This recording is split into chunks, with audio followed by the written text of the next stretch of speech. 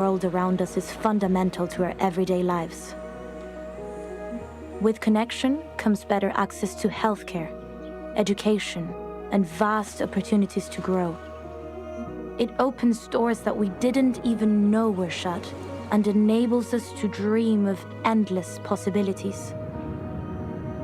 Yet, the connection we take for granted is a distant dream for so many. 2.7 billion people living remotely are still awaiting the transformation that digital connection brings them and their communities. For more than 3 decades, Huawei's tireless mission has been to connect the unconnected across jungles, oceans, deserts, and the world's most challenging terrains. No matter where they are in the world, helping businesses thrive and communities grow stronger is the greatest reward. With its innovative Rural Star solution alone, Huawei has connected over 60 million people in rural communities in more than 70 countries across the world.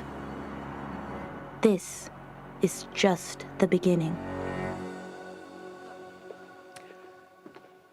Hello, ladies and gentlemen, and welcome to Huawei's 3rd annual Sustainability Forum. And as that video was making clear, bringing connectivity is just the beginning. Because as the theme there makes clear, to realize sustainable development means thriving together with tech. My name is Gavin Allen. I'm the Executive Editor-in-Chief at Huawei, and I'm the host for today's event here in Dongguan.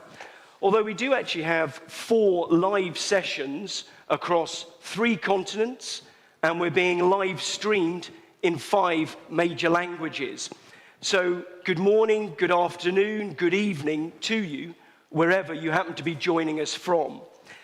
And I think that global presence really reflects the status of sustainability as arguably the most important challenge facing all of us now.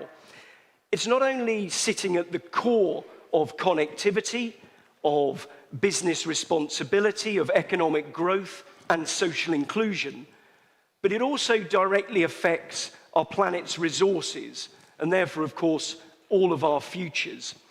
Which is why this forum will range very widely. It'll feature keynote speeches and case studies.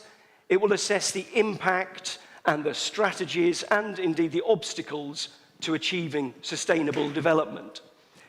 And today is very much a joint effort between Huawei and the International Telecommunication Union, or ITU. So I'm delighted that we'll be hearing later from the head of the ITU, Doreen Bogdan-Martin, and indeed from a number of her fellow executives here with us today. The award-winning economist and president of the UN's Sustainable Development Solutions Network, Professor Jeffrey Sachs, will address us. We'll see snapshots of Huawei's own sustainability work. We'll explore biodiversity in Italy, smart tourism in China, distance learning and telemedicine in Pakistan, and we'll hear from the First Lady of Ghana about the impact and potential of renewable energy. All that and an open discussion, a panel discussion, towards the end of what is roughly a 2-hour session today. So plenty to look forward to, but I think we all know that the sustainability debate is one characterized by grand promises made, and sadly, not quite so many grand promises kept. So let's cut straight to the delivery stage and see how Huawei ourselves have performed against our own promises with our first speaker. That is the chairman of Huawei, Dr. Liang Hua. Dr. Liang.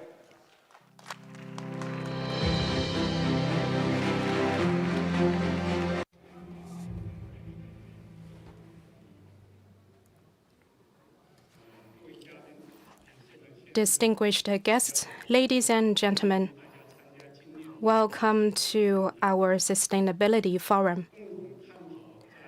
Today, we will explore how the digital infrastructure can better drive a sustainable development in the digital economy As we say, digital infrastructure should include connectivity and computing infrastructure. I'm going to elaborate on both fronts. I'm going to share with you how we can better enable sustainable development so that we can build a greener and more inclusive, intelligent world. Now we're entering the intelligent world at a faster pace. Digital technologies like 5G, AI, and cloud computing are converging and more widely used, profoundly reshaping our lives and work. We see the transformation across the various areas like smart homes, smart travel, AI-enabled quality inspection, smart robotics, weather forecasts, and smart city operations. You can see the new gen of digital infrastructure. Typically, computing power plays a vital role. We have the saying that in order to develop the economy, we have to build roads. So it's equally essential for us to deploy the digital infrastructure because it underpins the socio-economic development, productivity, and sustainability.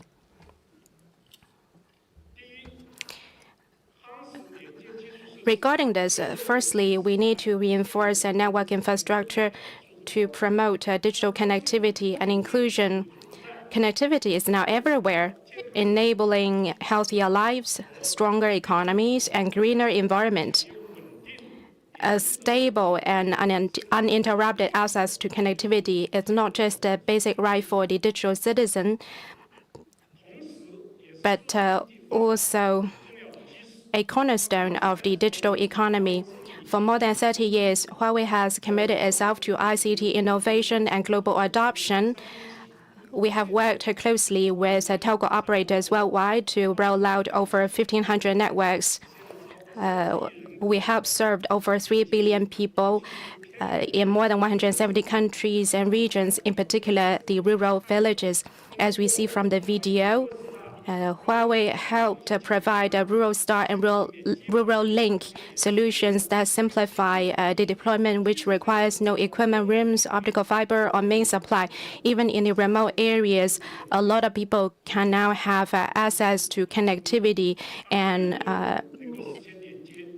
communications so that they can get the information and services that they need.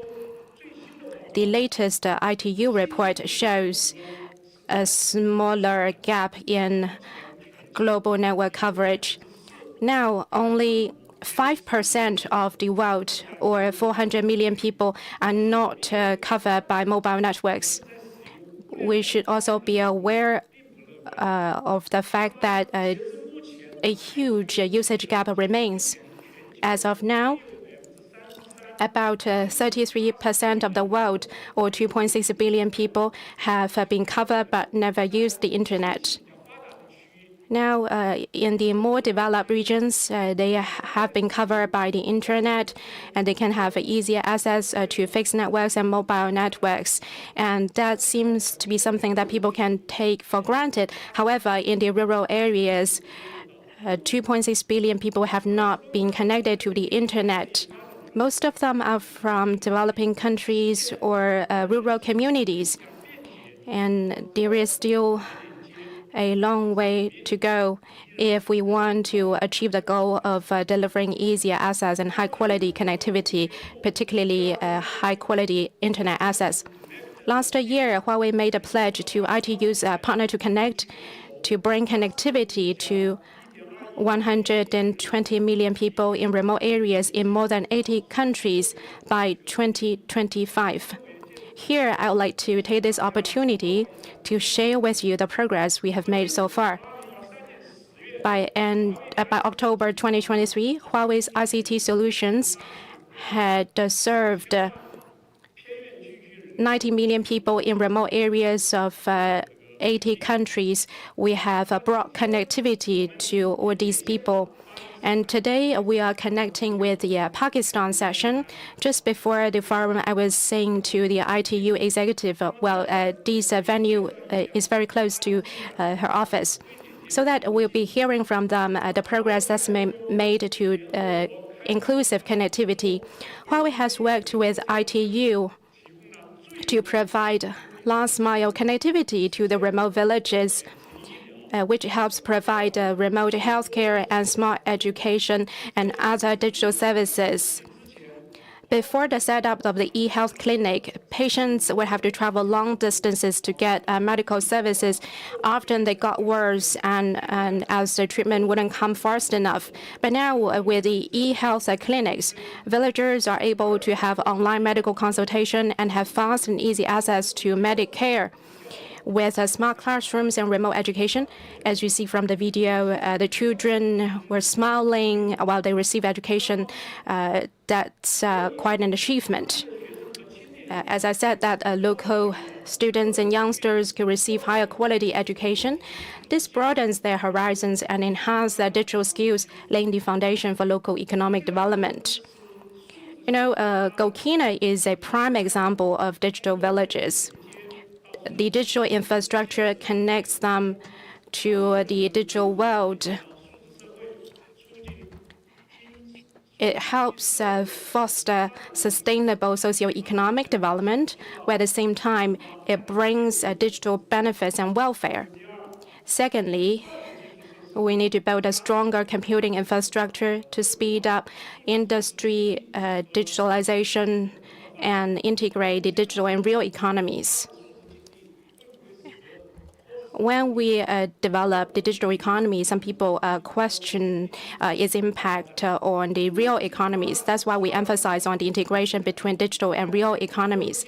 Computing power has become a new source of productivity in current days. Is a driving force behind tech advancement, industry digitalization, and socio-economic development. According to the 2021 to 2022 Global Computing Power Index assessment, 1 point of growth in the computing index translates to a 0.35% rise in the size of the digital economy and a 0.18% of growth in national GDP. So investment in computing infrastructure will inject vitality into all industries while improving productivity and creating new social value. Huawei is delving deep into the computing field. We're working on the foundational software and hardware platforms and cultivate a general-purpose computing ecosystem around Kunpeng and an AI computing system around Ascend. Our goal is to provide the world with Ascend plus Kunpeng diverse computing power. Through open hardware, open source software, and partner enablement, we are working to translate computing power into productivity, giving industries a boost on their transformation journey. In public services, the Kunpeng software and hardware platform with its efficient computing is powering the national medical insurance system in China, including online services such as hospitalization settlement and cross-region healthcare. It saves the people the legwork because of the shared data. This is a typical example. In manufacturing, Ascend AI clusters with strong inference capability can automate entire processes from forging steel billets to turning to rolling. This helps the accuracy of steel turning go up to 100%. It's revolutionizing the nature of the labor-intensive work. As we say that AI can help improve productivity, will also transform the ways of work, improving economic productivity. All in all, productivity is up, and the work environment is nicer and safer. In the energy sector, the Ascend software and hardware platform and AI inference algorithms are being used to analyze the inspection images and videos along the transmission lines. Real-time alerts can be provided. The inspection on site used to take about 20 days, but now it can be completed within 2 hours. Thanks to the computing power, unmanned transmission line inspection is now possible, making it more safer and efficient. The power line inspection is kind of tedious and dangerous. As you can see from the video, the people needed to climb up on the lines. They have to eat and then take a rest while they are at the heights. Now, by the use of AI technology and Ascend platform, we are enabling unmanned transmission line inspection That means that we can ensure reliable and safe provision of the electricity power, while at the same time the inspection can be done in a remote way and making it safer. Computing is a core driver of productivity in the digital economy. Faster rollout of the computing infrastructure will help speed up transformation across industries and promote a deeper integration between digital and real economies. This can further promote global economic stability and sustainable development. Talent development will be essential in this process. Huawei is committed to helping countries cultivate digital talent and improve digital skills and literacy. This year, we have met with the leadership of various countries, including the meetings that I had personally engaged in during the Belt and Road Initiative Summit. And one topic that almost all leadership pointed out was about digital talent. And they emphasized on the importance of enabling the integration between digital and real economies with AI and other digital technologies. And one key aspect would be the talent with the digital expertise and the digital literacy. That's a topic high on the agenda for various countries. With partners like UNESCO and Close the Gap, we work with universities on initiatives like Tech for All, our Seeds for the Future program, and the lineup of competitions and digital training programs. We aim to help transfer digital skills and drive digital inclusion. As of 2022, we have benefited over 220,000 teachers and students from over 600 schools through these efforts. We hope that more people and organizations will join us in the Tech for All initiative and promote digital talent development. Ladies and gentlemen, digital technology and AI are reshaping the world, and computing power is a key factor at play in the digital economy. Huawei is committed to working closely with global partners to promote shared success. We'll continue to innovate, thrive together with tech, and realize sustainable development and digital inclusion. Together, we can build a fully connected, intelligent world. Thank you.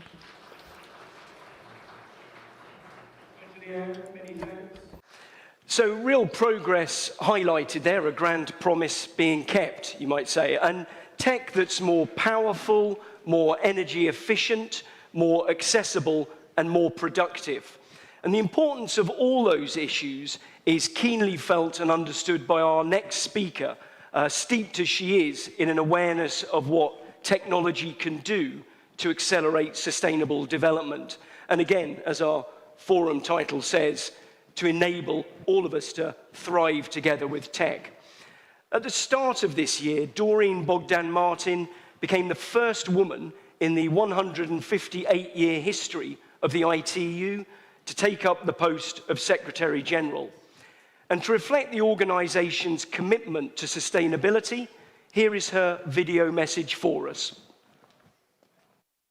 Huawei Chairman Dr. Liang Hua, colleagues, ladies and gentlemen, I wish I could have been with you in Dongguan, but I bring you greetings from Dubai, where the ITU World Radio Communication Conference 2023 just got underway. What ITU member states will do here over the next 4 weeks speaks directly to the question at the center of your forum this year. How can we thrive together with tech while realizing sustainable development? There's no question more urgent right now, because only 15% of the targets of the UN Sustainable Development Goals are on track to be achieved by 2030. And because digital technologies can accelerate progress on 70% of these targets if harnessed responsibly. To meet this challenge and opportunity, ITU focuses its efforts on 2 key areas of action: universal connectivity and sustainable digital transformation. But no one can do this alone. I want to thank Huawei for its contributions to our work in radio communications, standardization, and development, and for its commitment to ITU's mission.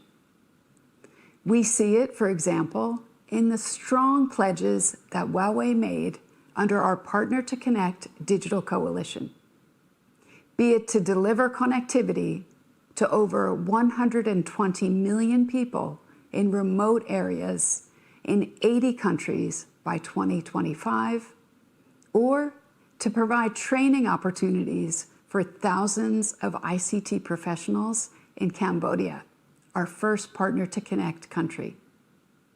Commitments like these have galvanized us to set a new target, $100 billion for meaningful connectivity and sustainable digital transformation globally by 2026.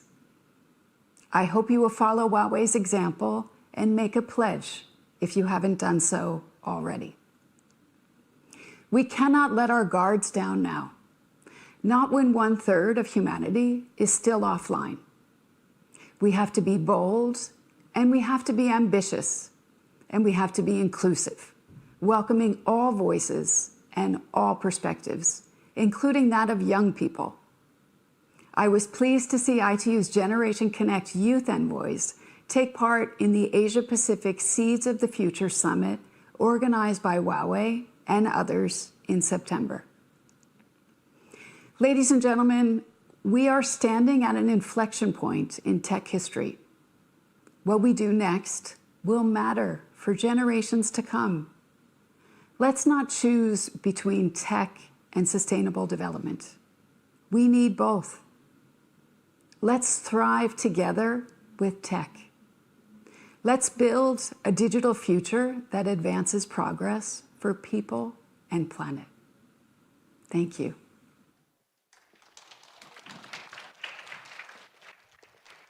Many thanks to Ms. Bogdan Martin then. She really spelled it out that there is no question more urgent right now. Now, before we come to our next speaker, let's hear the views of some of those directly benefiting from connectivity.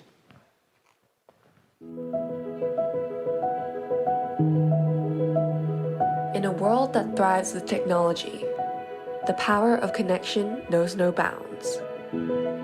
Every person holds the key to bridge their dreams to reality. We ride the digital wave, bringing people together and empowering them to unlock a world of possibilities. I've seen the impact of 5G. They are going to save us 8 billion kilowatts per hour every year in electricity. That's like planting 64,000 trees.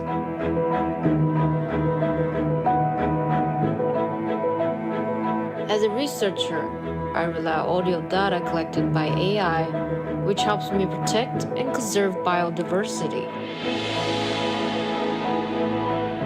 With an internet connection, I manage my cattle in real time. I don't need to get up in the middle of the night anymore.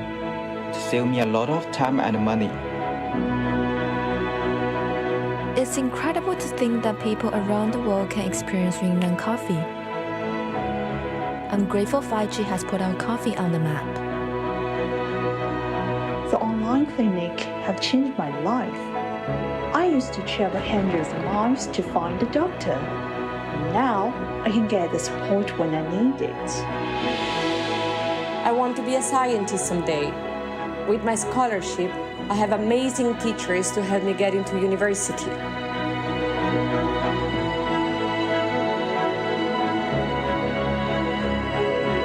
With technology, we thrive. That's a lot of smiles and a lot of positivity to show the impact of connectivity, as I say, for those directly impacted by it.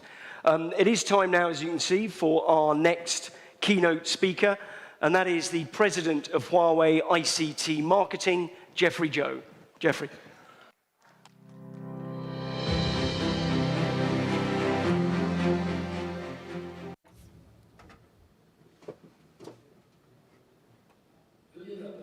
Distinguished guests, ladies and gentlemen, good afternoon. Welcome to Huawei 2023 Sustainability Forum. Digital technology is rapidly reshaping our world and significantly boosting both efficiency and productivity across industries and sectors of society.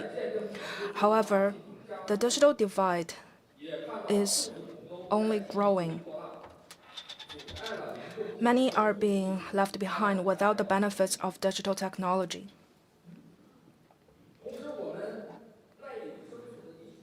The Earth is also facing increasingly complex challenges, where nearly 1 million species are being threatened with extinction, putting increased strain on fragile ecosystems. According to the Global Footprint Network, every year we need enough resources to meet our global resource demand, equivalent to 1.75 Earths. However, we only have one Earth. So, how can we ensure our only Earth is able to develop sustainably? Our answer is promoting digital inclusion with digital technology. Over the past 4 years, we've taken concrete steps with our partners in terms of education, environment, health, and development. These are the 4 areas of focus to bridge the digital divide and promote sustainable development. In 2019, we launched Tech for All, a long-term digital inclusion initiative.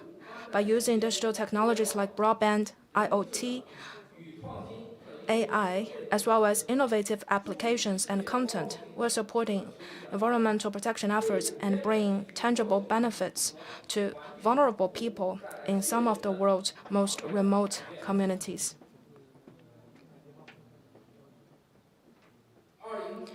In 2020, Huawei and UNESCO jointly piloted the technology-enabled Open Schools for All project in several African countries, including Egypt, Ethiopia, and Ghana. This project helps primary and secondary schools go digital and gives students and teachers easier access to high-quality education platforms and resources so that they can study online anytime and anywhere. From this second picture here, you can see how we work with non-governmental organizations like Close the Gap, where DigiTrucks are mobile solar power classrooms made out of converted shipping containers. And we provide training on basic digital skills using those DigiTrucks. And DigiTrucks has traveled 16 countries, benefiting 80,000 people. In China, we have also launched a digital school project for remote villages. Over 2,500 rural primary school teachers and students have participated in STEAM courses. To date, Tech for All education projects have benefited over 220,000 people worldwide.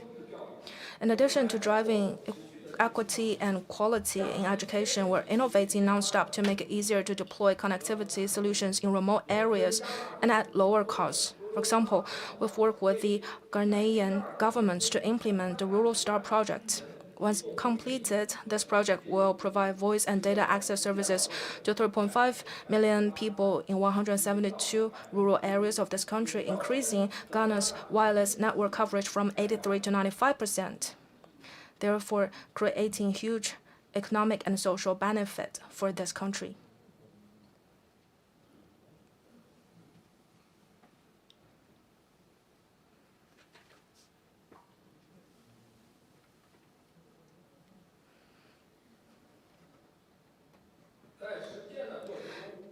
And throughout this process, we always put people first and are committed to using technological innovation to better serve humanity. And there's more. Since 2019, Huawei has been working with global partners including IUCN, RFCX, and WWF to explore how nature can be better protected with technology. We see the forests in China, to the organic farms in Italy, to the coral reefs near Mauritius. We are helping 46 protected areas around the world to enable more efficient and sustainable biodiversity conservation and natural resource management. In Mexico's Yucatan Peninsula, our Tech for Nature project protects the animals using infrared cameras, acoustic devices, cloud, and AI. And these animals are the endangered jaguars and their habitats. And to date, this project has identified 146 species, including 7 wild jaguars. The Yellow River Delta, which is the world's youngest wetland, Huawei and the local Nature Reserve Administration are also monitoring rare species like the Oriental stork and black-billed gull using advanced sensing, 5G, edge AI, and cloud technologies. And so far, they have identified 47 different species. Huawei is committed to bring digital to every person, home, and organization for a fully connected, intelligent world. Throughout this practice, we are keenly aware that digital technology alone cannot bridge the digital divide. And also, digital technology alone cannot guarantee sustainable development. The world needs closer collaboration between all stakeholders. Let's focus on working together so that the power of digital technology can drive digital inclusion and enable inclusive and sustainable digital world for all. Thank you. Free Joe, and a great list of projects there to support that Tech for Good mission about which he spoke there. Now, I'm delighted at this stage to introduce you to Matti Bekink from The Economist. Come on up, Matti. Matti is the China Director for The Economist Intelligence Corporate Network. And hi, Matti, how are you? I'm great, thanks. Very good. Matti and I are going to jointly present this next section of the forum, in which, as previously billed, we'll get to explore the impact of technology on sustainable development at a range of really very different locations. Thanks, Gavin. It's really a pleasure and a privilege to be with you all here today. And we're going to get started this afternoon just 2,000 kilometers to the west of us here in Dongguan by looking at the smart town of Heshun in Yunnan province. So the application of digital tech there is really a prime example of how the modernization of the rural economy is accelerating and transforming lives. Here's a video introduction. Let's have a look. Hello everybody, this is Jonas from beautiful Heshun, ancient town. Today we are here to explore how a digitalization helps ancient places to generate new vitality and bring people marvelous smart tourism experiences. Are you ready to explore with me? Let's go! I decided to escape Beijing's cold winter, and as you know, I'm in beautiful Heshun. It's my first time here, yet I don't have to worry about being lost or getting lost here. We have an amazing WeChat mini program where we can find our way around. We can buy tickets, look up restaurants, and find all the attractions where we want to go. If we're encountering any emergency, for example, health-related, or maybe we lose our phone, somebody can't find their child, we have the SOS stations here. There's actually over 50 of them here in town, and we simply press the button to be connected to emergency help. So we don't need to worry about being lost or if there's anything else happening. We always have help around.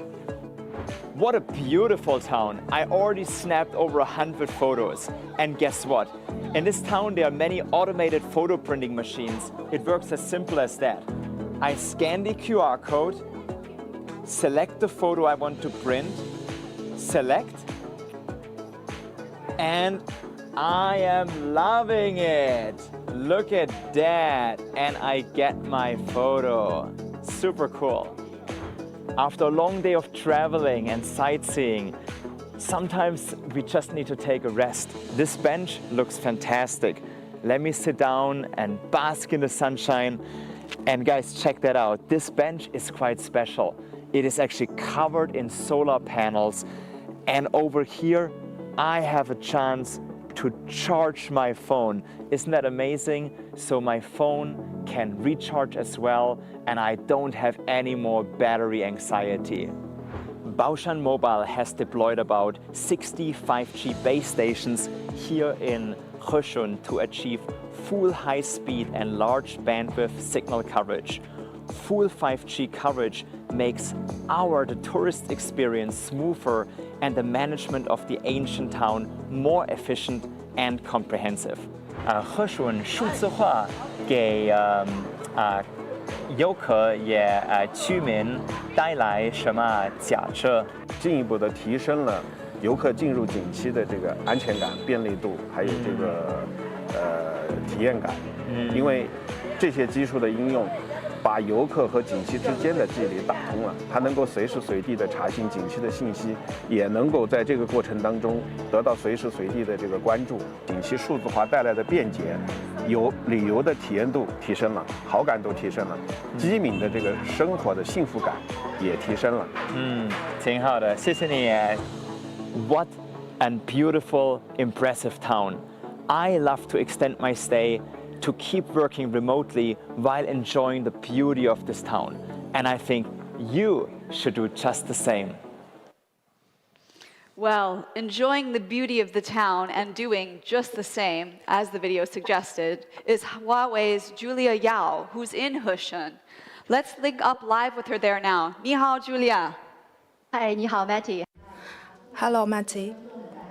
To our audience in Dongguan and across the world, hello everyone. We are now in this Asian town called Hushun, located in Yunnan province.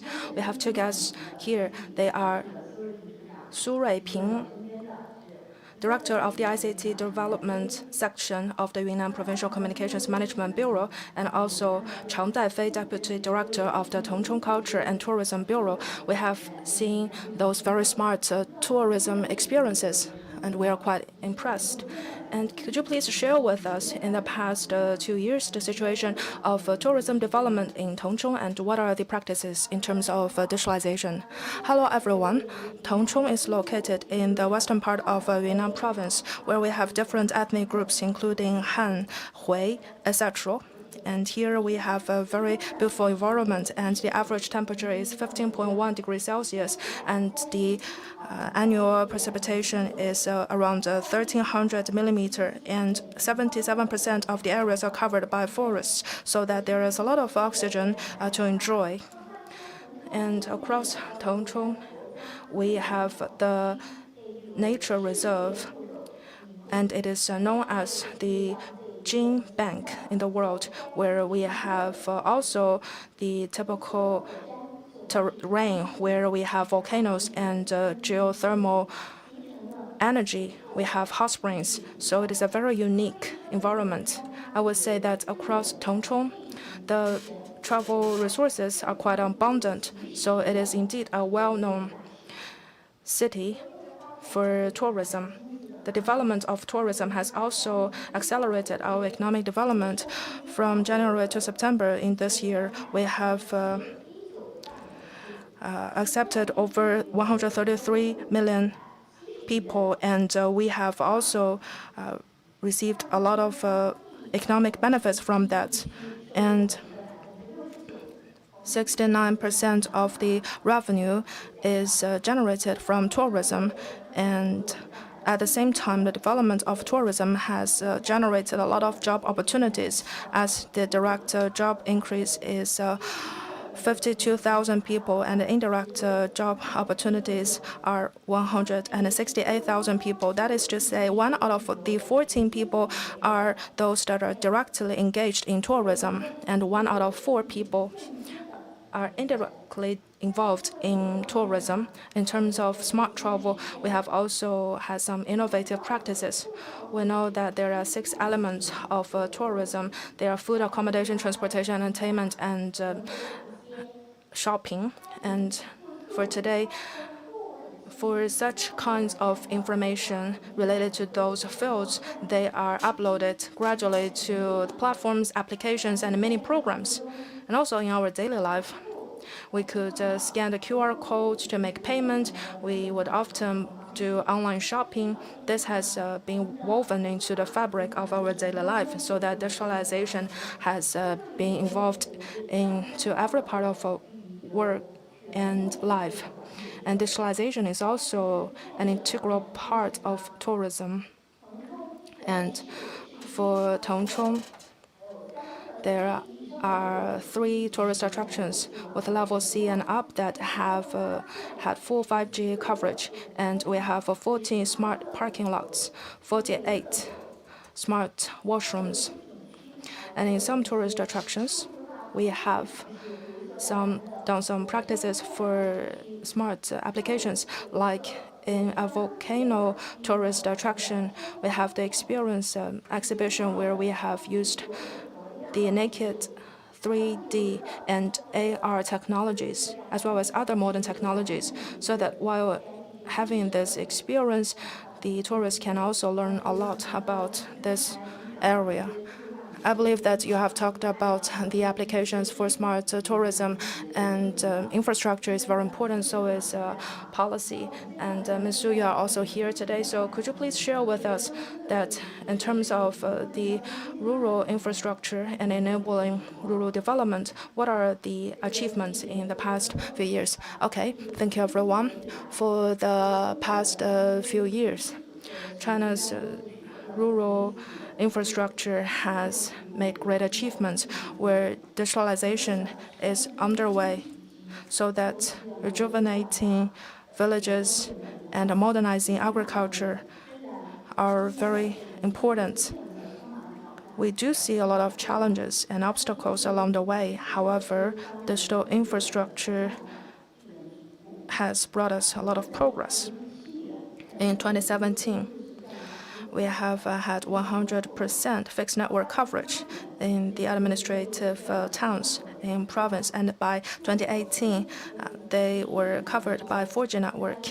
And right now, across the province, we have 99,000 5G base stations, and we have reached 95% where all of the administrative towns are covered by 5G, and we have also provided broadband services and narrowband services to the related towns, and the average download speed is over 100 Mbps in the rural areas, so that they are on the same level as those enjoyed in the urban areas. And our Telecommunications Management Bureau has been implementing the Rural Village Rejuvenation Program, so that we have done a lot of work in terms of digitalization. With very proactive policy guidance, we are able to guide the operators and companies, including Huawei, so that they can provide more services to the rural areas. We see China Mobile Yunnan implementing the strategy for the village administration, where we have covered over 120 towns in terms of digital development, and related agreements were made, so that we have over 1,200 pilot villages. And for the 5G smart cloud-based agriculture platform, we have provided, for example, intelligent management services for 3 million chickens and thousands of cows. And there are a lot of farmers and households that have been using this platform to help with their management. And we have also seen very rapid development in terms of e-commerce, because with the e-commerce platform, we can better promote our commodities so that they can be sold not only in China but also across the world. So it is indeed bringing a lot of revenue for our households. And we have established over 300,000 broadband ports. In different areas, the digital applications are being carried out rapidly, and we are currently in Heshun. We have seen the application of digital technologies. That is just one example. I would say that digital application, how digitalization empowers sustainable development, it is playing a more and more important role, so that in the future we can expect more. Thank you. Thank you very much, Ms. Su, for your very detailed sharing. Matty, you're on site, so do you have more questions for from your side. Actually, I have quite a few questions to ask, but in the interest of time, I will directly jump to Ms. Su. So from your introduction, I could feel that for Heshun, the adoption of digital technology indeed has been quite remarkable, and Heshun is one example of it. And could you share with us that in the 3 to 5 years from now, how Yunnan will promote digital technology development? In the future, for Yunnan province, we hope to meet our objective ahead of time in terms of building digital infrastructure in rural areas. We'll increase more coverage. We hope that by 2025, across the province, 99% of the administrative villages shall be covered by 5G and also by gigabyte networks. But what we actually strive for is the 100% coverage. We are also working on the fusion of connectivity and computing infrastructure to better support the smart application development. By 2025, we expect that across the province, the computing infrastructure resources shall reach 0.9 EFLOPS, and the storage capacity shall reach 1.2 GB so as to support the related practices. And also, we will have a cadence for the coverage, and we will also move the related services to the edge so as to provide those applications on demand. We'll also leverage big data, 5G, AI to promote further applications in scenarios, in particular rejuvenating rural areas to support the economic development, to help the farmers to receive more revenue. Throughout this practice, we can better contribute to those goals. Thank you very much for your sharing. And now we'll get the floor back to Matty. Thank you very much, Julia. Su Riping and Chang Zaifei, what impressive goals. And of course, also to you, Julia, and the townsfolk of Heshun. Now let's head over to Europe and to Italy.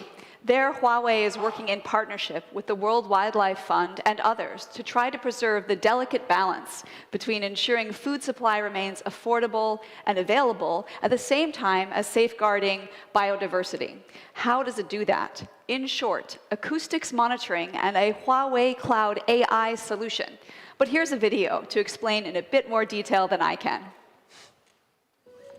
L'oasi VF Calanchi di Atri è un'area protetta di circa 600 ettari.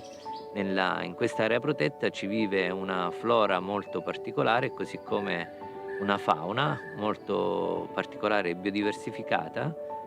Huawei already implemented Nature Garden project in more than 18 countries. Guardian project was developed in partnership between Huawei, Rainforest Connection and WWF Italy. Agriculture and biodiversity have a controversial relationship because on the one hand, intensive agriculture can be a threat to biodiversity, but at the same time, the fields are also a habitat to many species. This second phase of the Nature Guardians project is focused on agri-bioacoustics. It means that we want to monitor the agricultural biodiversity through monitoring the sounds of nature. Ah, era in quei cespugli lì. Ah, questo qua? Sì, è al bordo, perché questa è tutta una zona di un vigneto biologico coltivato con una... We place 3 devices in the organically cultivated vineyards and 3 devices outside the oasis in conventionally cultivated vineyards. We want to have a report on how different farming practices is impacting the biodiversity of the area.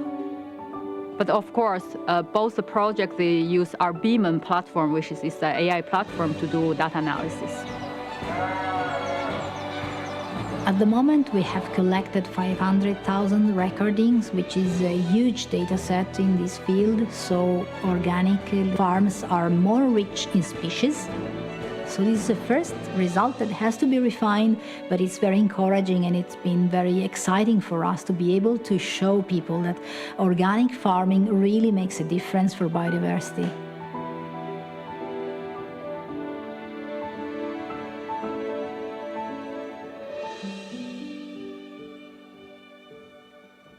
A pretty wonderful snapshot there of both the beauty of the Italian countryside and also the fascinating applications of technology. So let's dig into all that a bit further now by going over live to the Italian capital, Rome, and to two of the people featured in that video just then, Huawei Italy's CSR manager, Linda Lin, and WWF Italy's senior agriculture advisor, Silvia Scozzafava. Good afternoon to both, I should say good morning to both of you, but it's a terrific partnership by the sounds of it. Yes, Gavin, can you hear us? We can hear you very clearly, thanks, yeah. Okay, thank you. Hi, everyone. It's really nice to connect with headquarters today during the Sustainability Forum in Huawei. So today is a big day for Huawei Italy and WWF Italy, because in just a few hours, we are going to announce our finding of the Nature Garden second phase project after an entire year of work.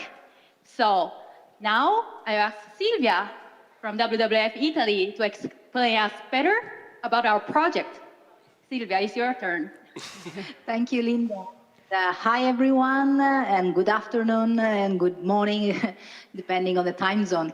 We are very happy to announce the results of the second phase of the Nature Guardians project that focused on exploring the biodiversity that inhabits farmland. Few people know that farmland can host a lot of biodiversity. And through the network of protected oases that WWF manages throughout Italy, we were able to deploy 48 of these small devices that are called the Edge. These are automatic recording devices that you saw in the video. And we were able to collect the data from several kinds of farmland, from vineyards, pasture land, in the mountains, in the plain land, in the hilly areas. And so we collected an impressive data set, 500,000 recordings. And through analyzing them, we would like to highlight the differences between organically cultivated farmland and conventionally cultivated farmland, to delve a bit further into the reasons why farmland biodiversity is declining. So we wanted to do something about this very pressing issue that we are facing. Well, we don't want to anticipate any of the results that we are going to announce publicly soon after, but yes. I can anticipate that there is a difference, and we are very excited about it, and we will be able to go into a bit more detail soon. Okay, so Gavin and Matty, what do you think about our project?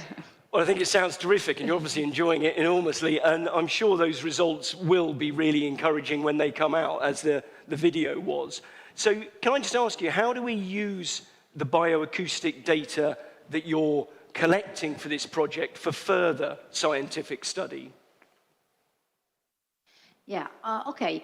We have just started to do the first more simple basic analysis, but of course with such a huge data set, there are a lot of further analysis we can implement. For example, we can compare the different type of cultivations for differences in biodiversity, or differences in how organic farming makes a difference in them. I mean, an organic vineyard could be more similar to a conventional vineyard than maybe an organic pasture versus a conventional pasture.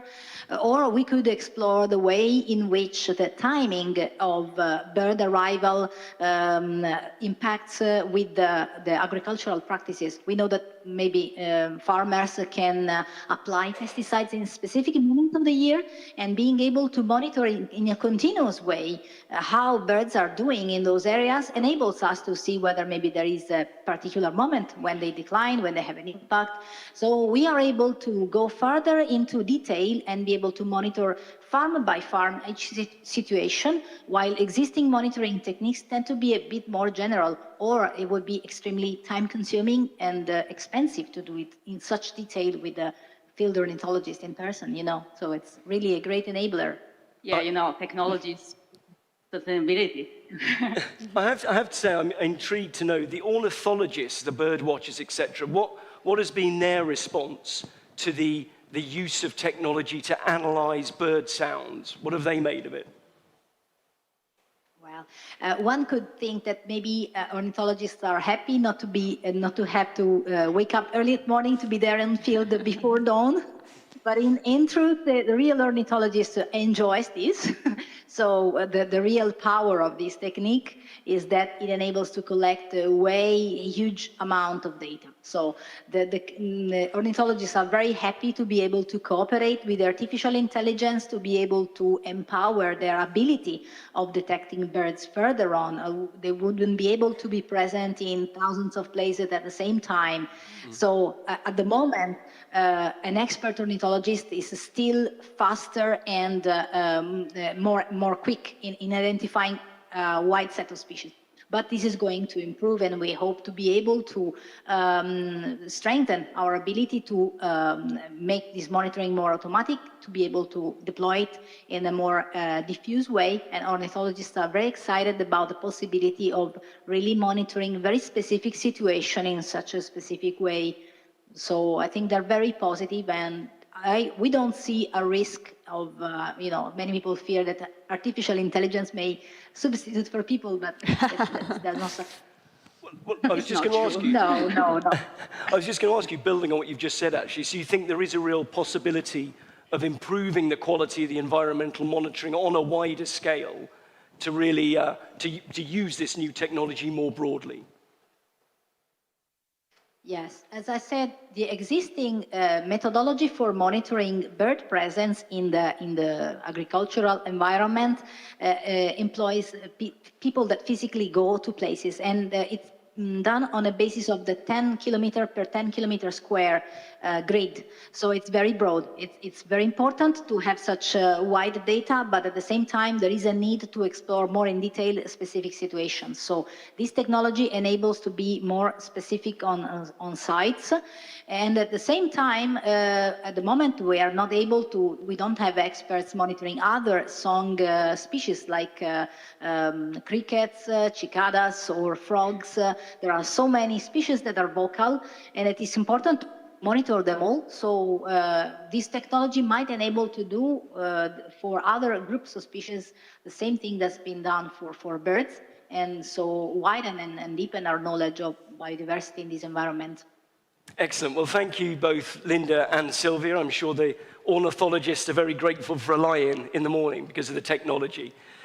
Let's go back to Asia now, and this time to Gokina, which is a smart village about 25 kilometers outside of the Pakistan capital of Islamabad.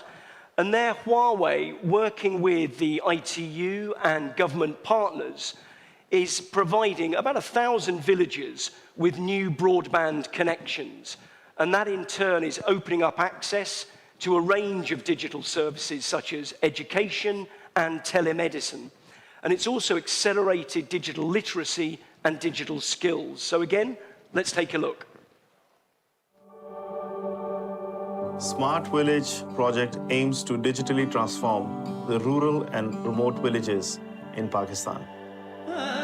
मैं हूं मशल खान। मैं अपने गांव के एक school में बच्चों को पढ़ाती हूं और अपने गांव का वाहिद ऑनलाइन क्लिनिक चलाती हूं। आए आपको बताते हैं हमारी कहानी। दूर पहाड़ों के दरमियान बारिश के शोर में एक बीमार बच्चे की आवाज जोर जोर से चिल्ला रही थी, मगर इस गांव में अस्पताल तो क्या कोई डॉक्टर तक नहीं था। ठीक इसी लम्हे दरवाजे पर दस्तक हुई और घर के अंदर मशल खान दाखिल हुई। वो फौरन बीमार बच्चे को लेकर अपने घर की तरफ रवाना हो गई, मगर मशल खान डॉक्टर तो नहीं है। ये है सेहत कहानी का वो क्लिनिक जिससे इस रात तकरीबन 11 बजे हमने सीमा के बच्चे के लिए ऑनलाइन डॉक्टर साहिबा को कॉल किया और वीडियो पर बच्चे का मुआयना करवाया। डॉक्टर साहिबा ने बच्चे को कुछ दवाइयाँ तजवीज की जो यहाँ हमारे पास मौजूद थी। जब Huawei को इस गांव में पहला ऑनलाइन क्लिनिक सेटअप करने के लिए एक मुकामी वॉलंटियर की जरूरत पेश आई, तो मशल खान और इसकी फैमिली ने आगे बढ़कर अपनी खिदमत पेश की। The real partner in this project is the community. where the initiative starts. Huawei एक दफा फिर आगे बढ़ा और टेली तालीम के साथ मिलकर स्कूल में साइंस मज़ामीन के लिए ऑनलाइन क्लासेस की शुरुआत की। आज इस गांव की बच्चियां 8वीं जमात के बाद अपनी तालीम अधूरी नहीं छोड़ रही, बल्कि अपने डॉक्टर बनने के सपने की तरफ एक कदम आगे बढ़ रही है। तेरी आसमां से दोस्ती, तेरी ऊंची रहे उड़ान, चल उड़ा।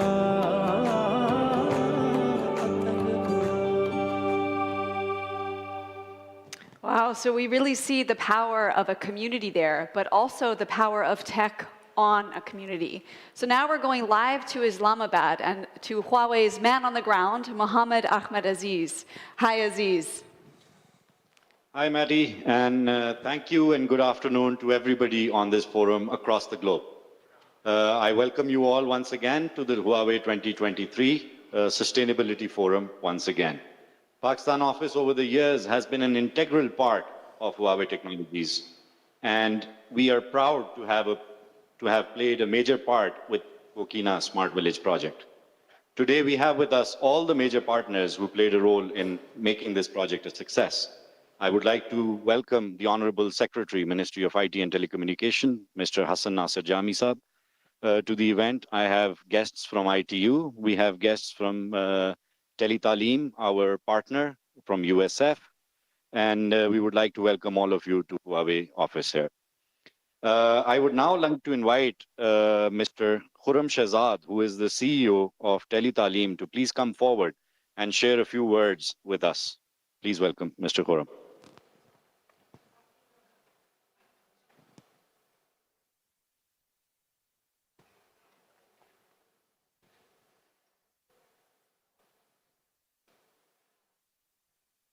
Thank you, Abdullah. So good afternoon, ladies and gentlemen. Can you hear me all?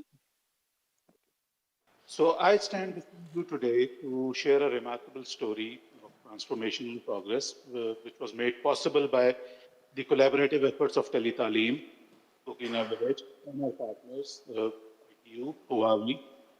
In the heart of Gokina Village, where the echoes of traditional wisdom resonate, a silent revolution has been underway, as you also saw in the small documentary which was just shown, a revolution which was powered by education and enabled by Teletalim.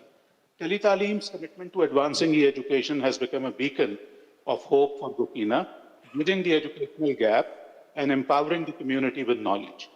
Teletalim has seamlessly integrated technology into the fabric of Gokina's education system. Through its innovative e-education platforms, Teletalim has not only connected students with a world of learning resources, but also ignited the passion for knowledge within the hearts of the young minds in Gokina. The girls' school in Gokina that you also saw earlier, due to various reasons, were lacking qualified teachers for the subject of science.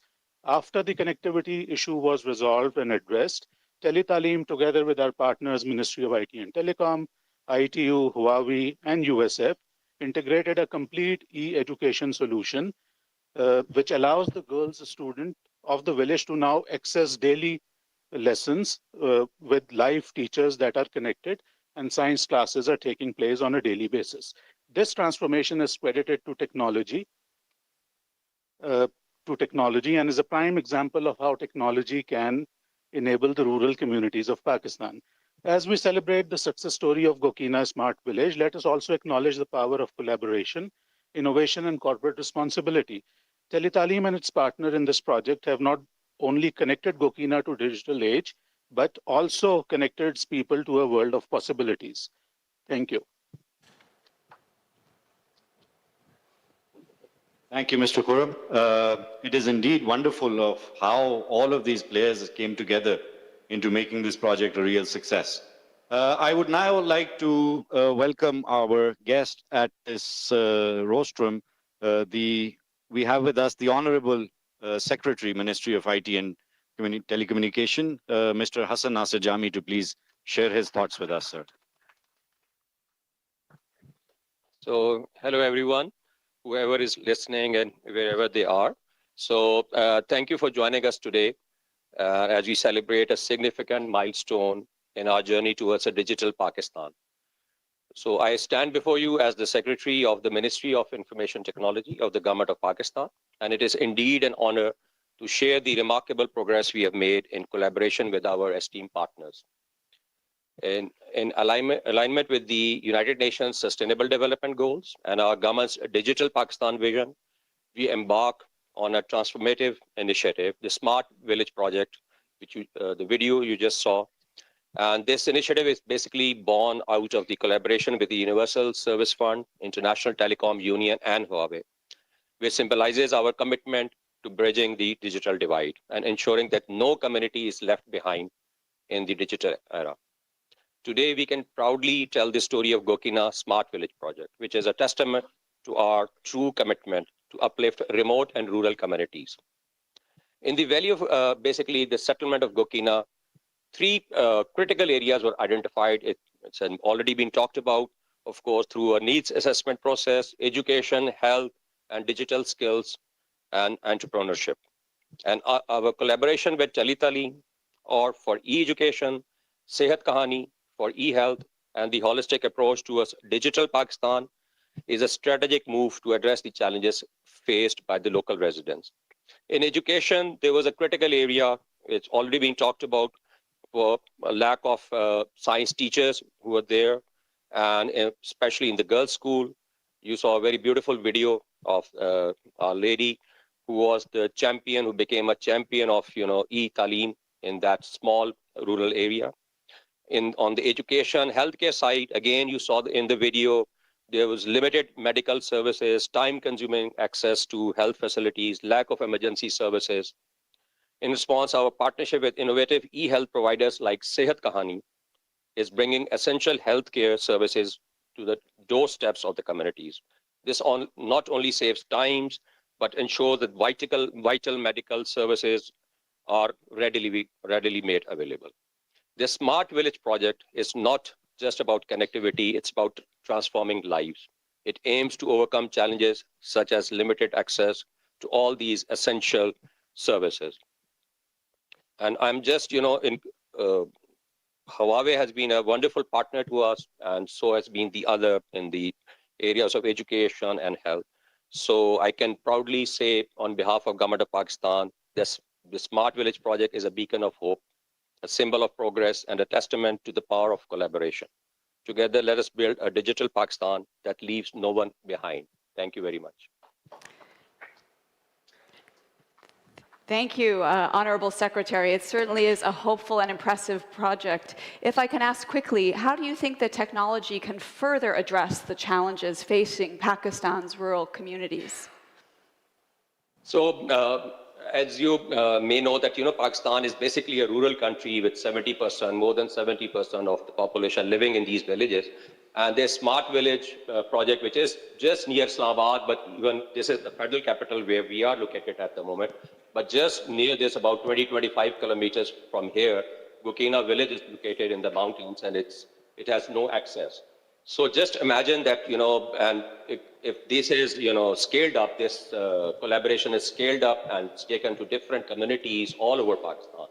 So just imagine the impact it can have in terms of, providing education, health, and other essential services to these communities, and where they can then contribute a lot more towards the economic development of the country. So it has huge potential, and we are just so proud that, Huawei is collaborating with us, and they're all the way with us, and they're always coming up with new ideas. So this is what we need, ideas, out-of-box thinking, and just something new for these, remote areas of Pakistan. So thank you very much. Thank you so much. I feel like that's so much what we're doing today, imagining impact. So thank you, Honorable Secretary Hassan Nasir Jami and the Pakistan Ministry of IT and Telecommunications, also to Aziz and our guests and partners there in Islamabad, and of course to the villagers of Gokina.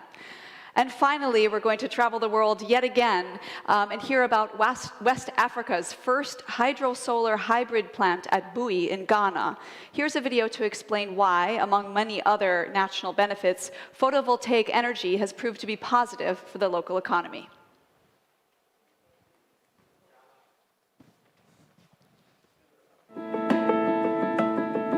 In the heart of Banda, a rural community in Ghana's Bunu region, stands West Africa's first hydro-solar hybrid plant. Beyond its role in powering the national grid, this plant is breathing life into industries and impacting livelihoods.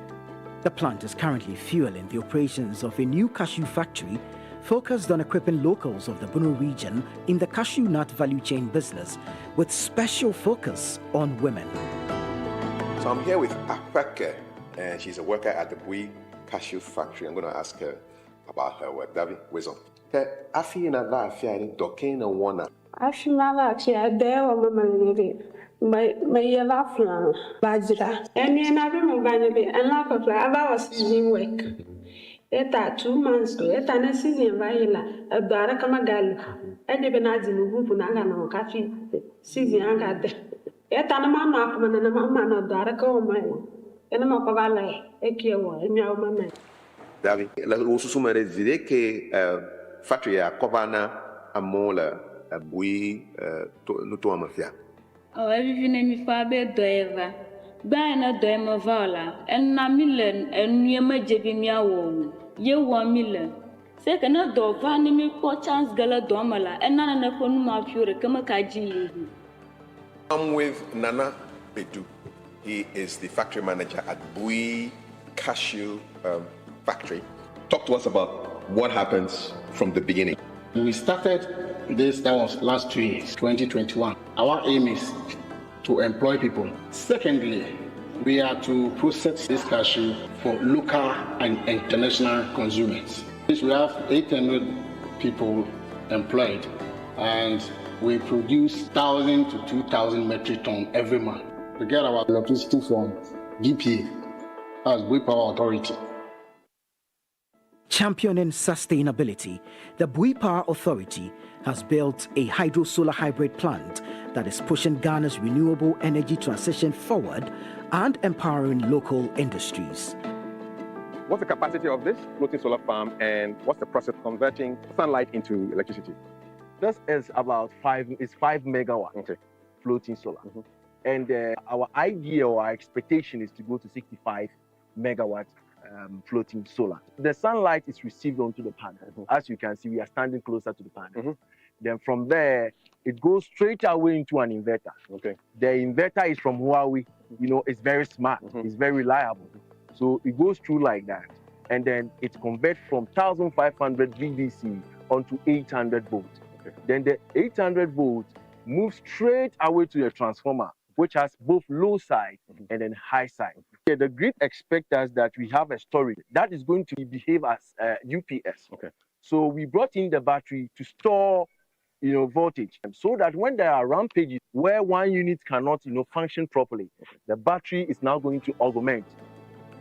Solar energy is the drive and the future of the world. It's a great ambitious line on which to end there. Solar energy is the drive and future of the world, and it's obviously having a huge impact on local businesses and local communities. Now, before we go live to Ghana itself, let's just first have a message from a very special guest, Her Excellency Mrs. Rebecca Akufo-Addo, who is the First Lady of the Republic of Ghana.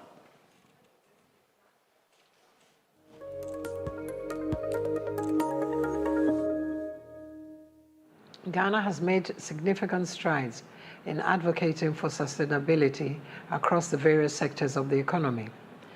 In the energy sector, Ghana is the first West Africa country to build a floating hydro-solar hybrid plant as part of efforts in diversifying its energy mix. Significantly, this plant will fuel a cashew factory in the Bono region and create employment for over 800 citizens, including women. This cashew plant will not only provide employment opportunities, but also equip beneficiaries with the necessary skill set to make a living on their own. The world is going green, and projects such as the hydro-solar hybrid plant show that Ghana is on the right path towards the realization of a sustainable and eco-friendly digital future. Huawei is indeed contributing meaningfully to stimulating the Ghanaian economy. I can truly say that my office's experience working with Huawei has been encouraging.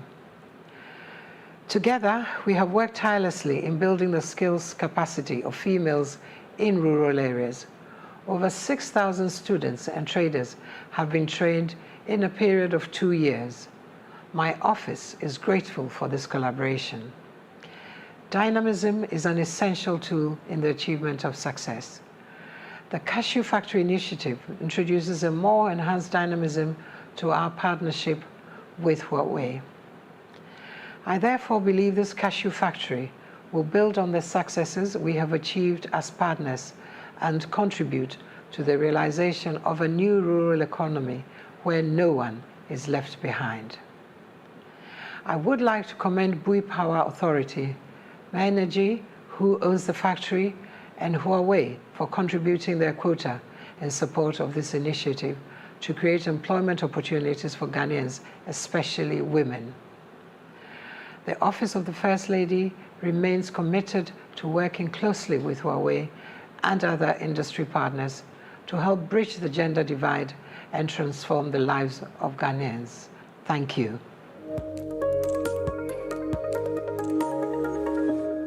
Well, our sincere thanks to the First Lady of Ghana. Her country, as Her Excellency was saying there, really is on the right path towards a sustainable and eco-friendly digital future. For more thoughts on the BUI project, let's join the author and award-winning broadcaster who we saw obviously in that video, Kafui Day, and who's in the Ghanaian capital of Accra now. Kafui. Hello, Gavin. Hello, Matty. Happy to join you for this very important meeting. Great to have you with us. So what did you make of that project? And I confess I'm slightly envious, but what was the experience like of going to the cashew nut factory? Well, it was insightful and really striking to note that this factory that has been set up is pushing investors to make an impact in the community. Most factories are set up in the urban area, so it was refreshing to see that something is happening in a rural community, which is bringing industrialization and bringing power to people and making a difference in the lives of the people who live in that community. So for me, it was a really striking experience for me and really rewarding. And we saw that this plant is more than just a significant generator of electricity. And in fact, the First Lady of Ghana was talking about its impact on women particularly. So tell us about what other impacts it's having on the local area. First, let's talk about jobs. So lots of the people who work in that factory are women. And they spoke to me about how before the factory came in, they were restricted to seasonal jobs. They could work maybe 2 months out of the year, petty trading, and they weren't really making much money. And so this factory has come in and has given them an opportunity to earn incomes to support not just themselves, but those who were formerly supporting them. For a factory that employs 800 people, that's a big deal. And incomes have gone up appreciably.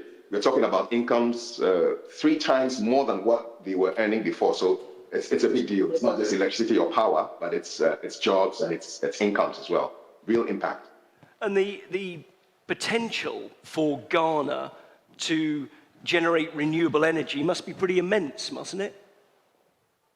Oh yes, Ghana plans to have 10% of all our energy coming from renewable. And so this Huawei Smart PV solution is helping bring solar power, 55 megawatts that the Bui Power Authority produces. And then we're going to be adding the other sources, geothermal, hydro, wind, and hopefully we can get to the situation by 2030 where 10% of all our energy will come from renewable energy. And you know, solar power definitely has to be the energy of the future. It's reliable, it's environmentally friendly, and that's the way to go. And Huawei is making sure that it happens. And we're really glad and really, really excited about the prospects for the future. It sounds, Kafui, like quite a source of national pride, this plant. But for you yourself, did you learn a huge amount just doing this film and having this journey at the plant? Oh yes, that's the first time I've been to that part of Ghana.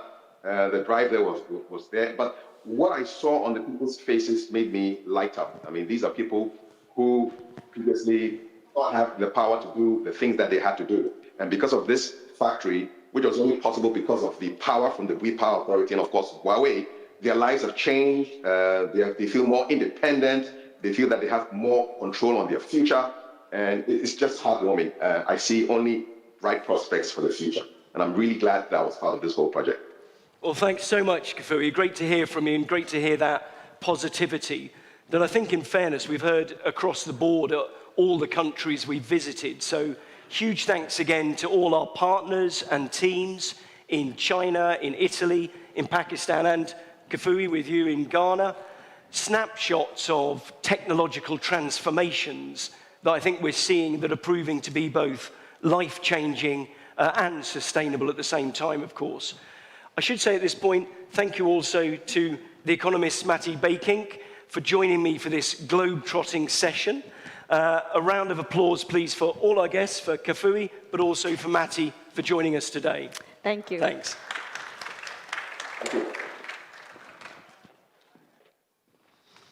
So a lot of progress made on the ground, as we've seen there. But as we've seen, Fine. Okay, well, I was going to say and introduce at this point a very renowned, well-known economist and campaigner, really, for sustainable development, Jeffrey Sachs. And with luck, he will join us. But at the moment, there is a slight delay to that. So instead, why don't we go next to the director of ITUD, who is Dr. Cosmas Zavazava. The D in that title is the Telecom Development Division of the ITU. And to realize future sustainability, it's pretty clear that we certainly have to include and empower younger generations. So with news on precisely that front, here is the video address from Cosmas.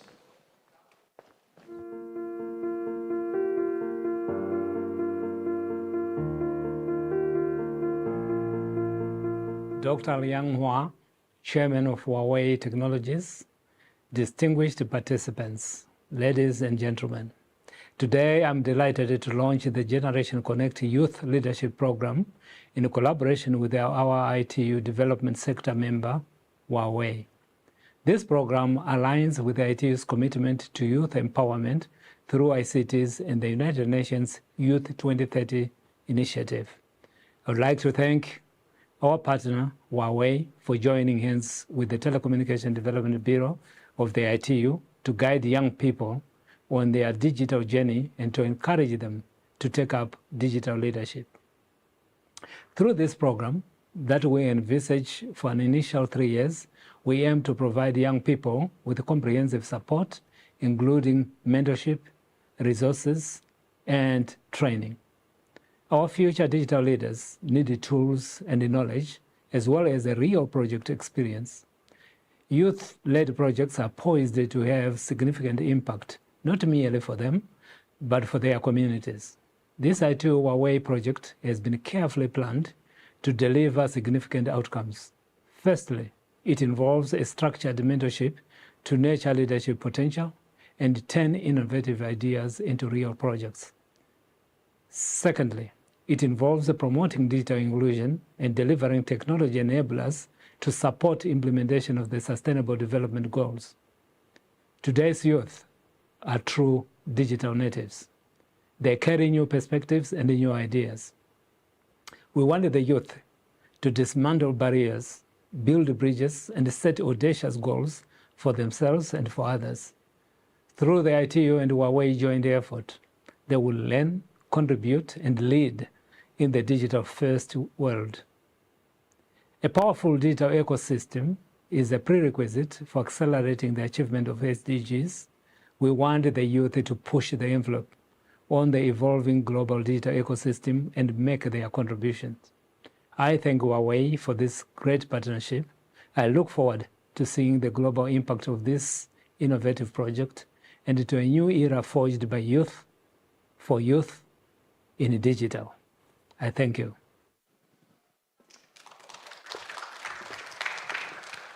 Well, our thanks to Dr. Cosmas Zavazava, and we look forward to that new era as well, of course.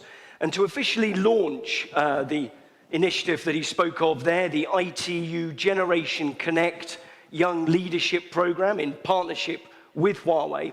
Let me invite up to the stage the Head of Special Initiatives at ITUD, Samir Sharma, and the Vice President of Huawei's Corporate Communications Department, Vicky Zhang. Samir and Vicky.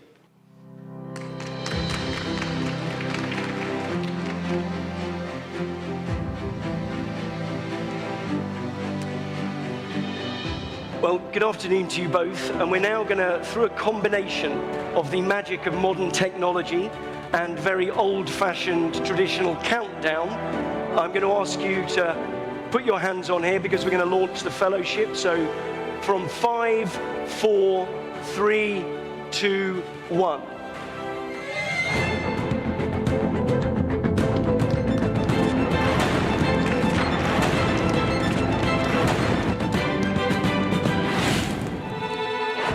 Great, can I ask you just to come forward to the front of the stage? We're going to take some photos just to mark this launch.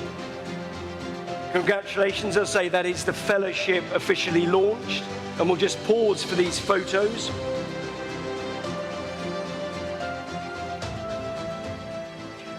I'm just going to ask you at this point just to stay here on the stage. As you can see, we're bringing in chairs behind you. Do grab a seat.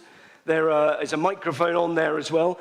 I'm also going to ask to come up from the audience and to join us Professor Huo Peng, who is the professor at the Policy and Economics Research Institute of the China Academy of ICT. Do take a seat.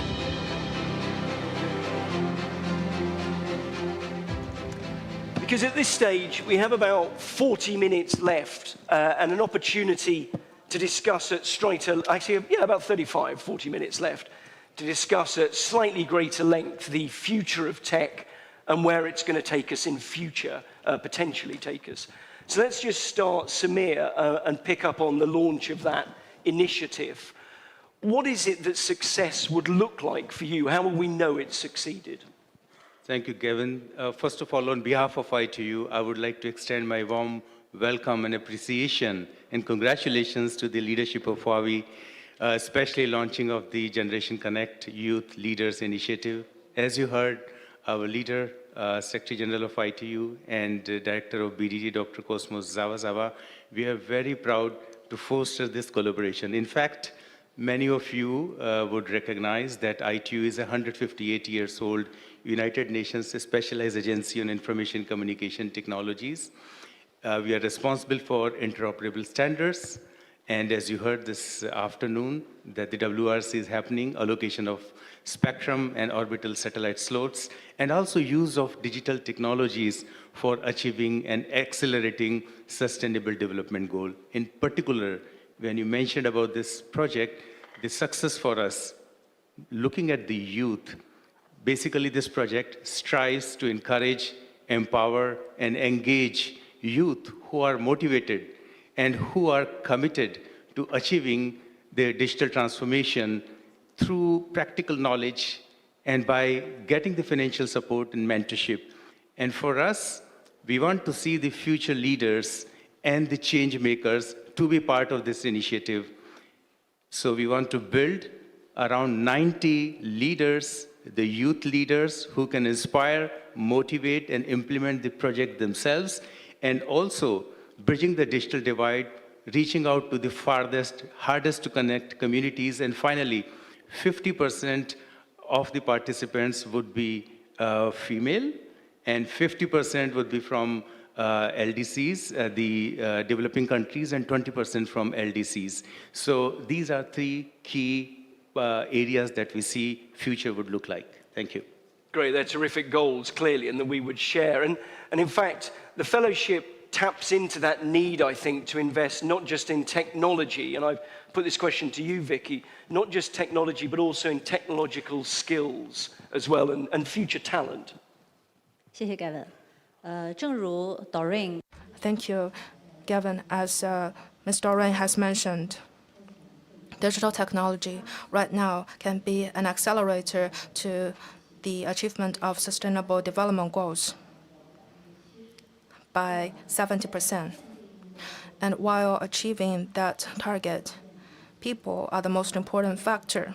There are two aspects. On the one hand, we need people to master technologies, to leverage the technologies. And more importantly, we need digital talent to innovate, to create breakthroughs, and to create applications for sustainable development. And this is why Huawei regards talent development as a very important part of our corporate social responsibility. As Dr. Liang Hua mentioned in the beginning, our Seeds for the Future program is our flagship talent program, which has been carried out for 15 years. Over 150 countries' students have benefited from that, and by far there are 2.2 million younger people that have benefited from this. And we believe the principle that it is better to teach people skills than give them what they want. And this originates from an ancient Chinese saying, and this also shows that we focus on the cultivation and improvement of digital skills. Allow me to further elaborate this. Our program includes 3 aspects. As for the K-12, namely age 18 and below, for this young generation, we have the inclusive education program. As Jeffrey Zhou mentioned, the Tech for All's education session, we have DigiTruck in Bangladesh, Africa, and in Thailand, where DigiTruck is able to provide children in the rural areas with basic education. We also have a DigiTruck in France, which is a little bit different because it not only is open for basic education for the younger generation, it also provides senior citizens with digital skills, because we're now in a society where digital skills are needed in every part of our life. So it is important to train the senior citizens as well. And the second part is college students oriented, where we have quite many projects. And I would like to highlight our ICT Academy project, where we encourage more younger people to participate in the ICT sector, as we provide them with different technical trainings, including wireless, cloud, AI, and other technologies. And this project is not only being carried out by Huawei alone, as we work with over 2,000 universities around the world. We teach the teachers, and then the teachers will teach their students. And this way, more students can benefit from that. Through learning, they can master digital skills. And it also helps them to be at a better advantage in terms of the future job market. And the third one is about vocational training for those people that are already in the workspace. In this digital era, different industries are transforming. Digital skills are very important to improve personal competitiveness and to promote digital economy. And we have our ASEAN Academy, where we provide government officials in Asia Pacific with digital trainings. We also have the startup projects for the cloud domain, where we provide them with platforms and services, and we also help them with their entrepreneurship. So this is Huawei's philosophy in terms of talent cultivation. As Samir mentioned, in terms of the latest collaboration program that we have with ITU, we hope more young people can think about how in their local community, in the spirit of sustainable development, can leverage technologies to address the issues facing the communities. So we are collecting proposals where the young people can share with us their solutions, and we can select the top solutions and to support them to implement the solutions. And throughout this process, as young people are learning, are developing themselves, sustainable development is embedded into their ideas, which is quite helpful for their future career development and also for the society at large. Thank you. I am conscious, obviously, that we are still awaiting Professor Jeffrey Sachs, so just in case he is available, obviously I will go to him when that happens. Until then, though, Professor Huo Peng, let's turn to you. It is obviously vital, as Vicky was saying, that we share skills across generations. But we also need to bridge the digital divide to those communities that lack connectivity currently, as Samir was referring to. You've done a lot of research into rural development. Can you tell us then what is the impact of technology there in your experience? Thank you very much, Gavin. Indeed, for all of us sitting here, we believe that these technologies will be beneficial for the rural development, especially their sustainable development. According to the research I've done, I believe there are 3 areas where we are going to see the great impacts. Firstly, the impact on agricultural production. Digital technologies can enable agricultural production. We will see higher productivity. We will see more resilient agricultural ecosystem with the use of digital tech. We saw those cases around the world, including those in China. You know, most of these people in rural villages rely heavily on agriculture sector. So it's important for us to think about how to enhance the benefits delivered to them.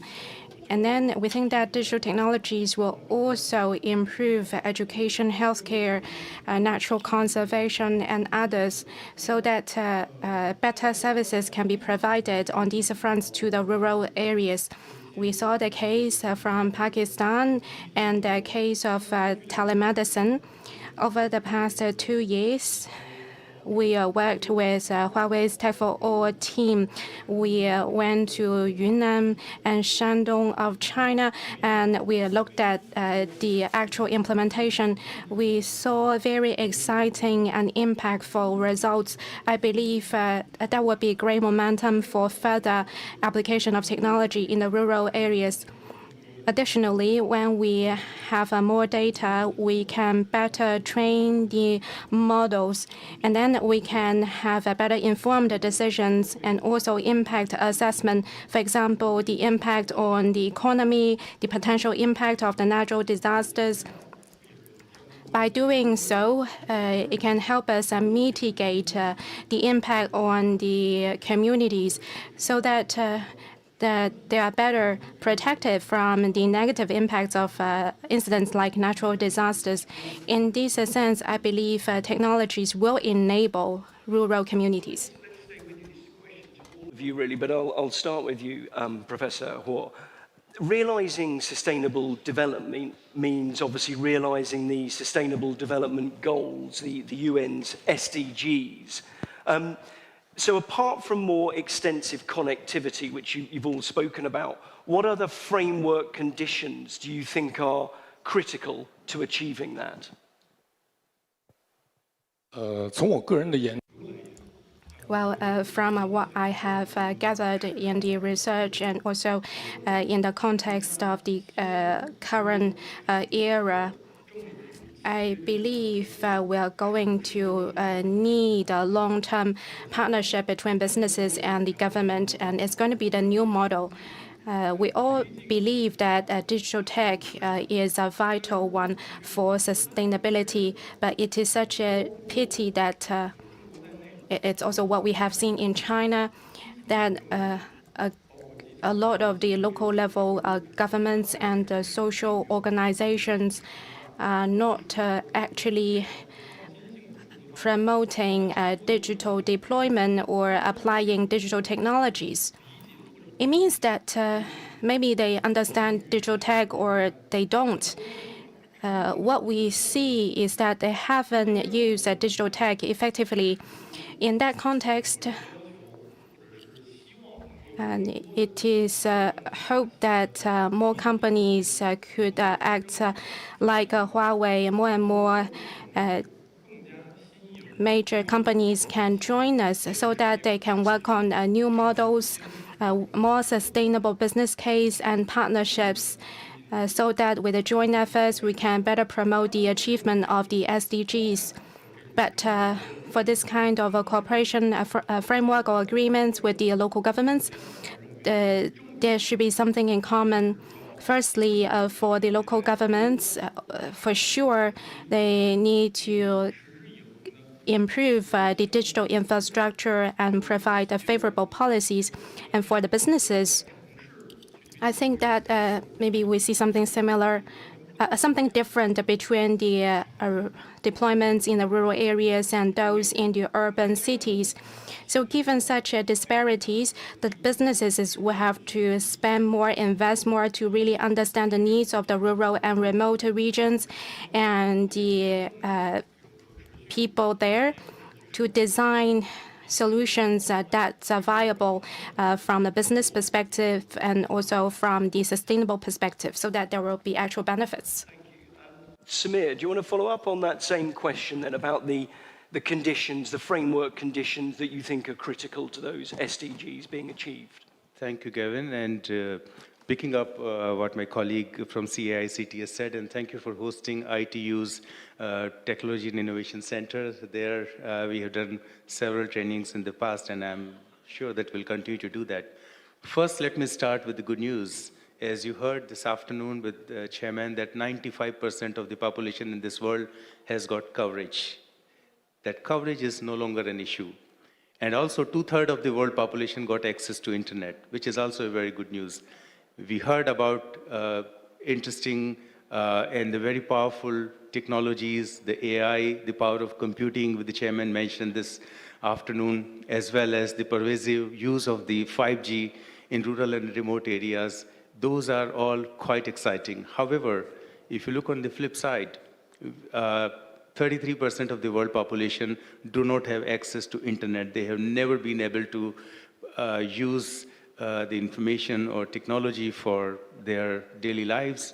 And also the fact that there are two twins that we say are the biggest challenges, which is the digital divide and also the skills divide.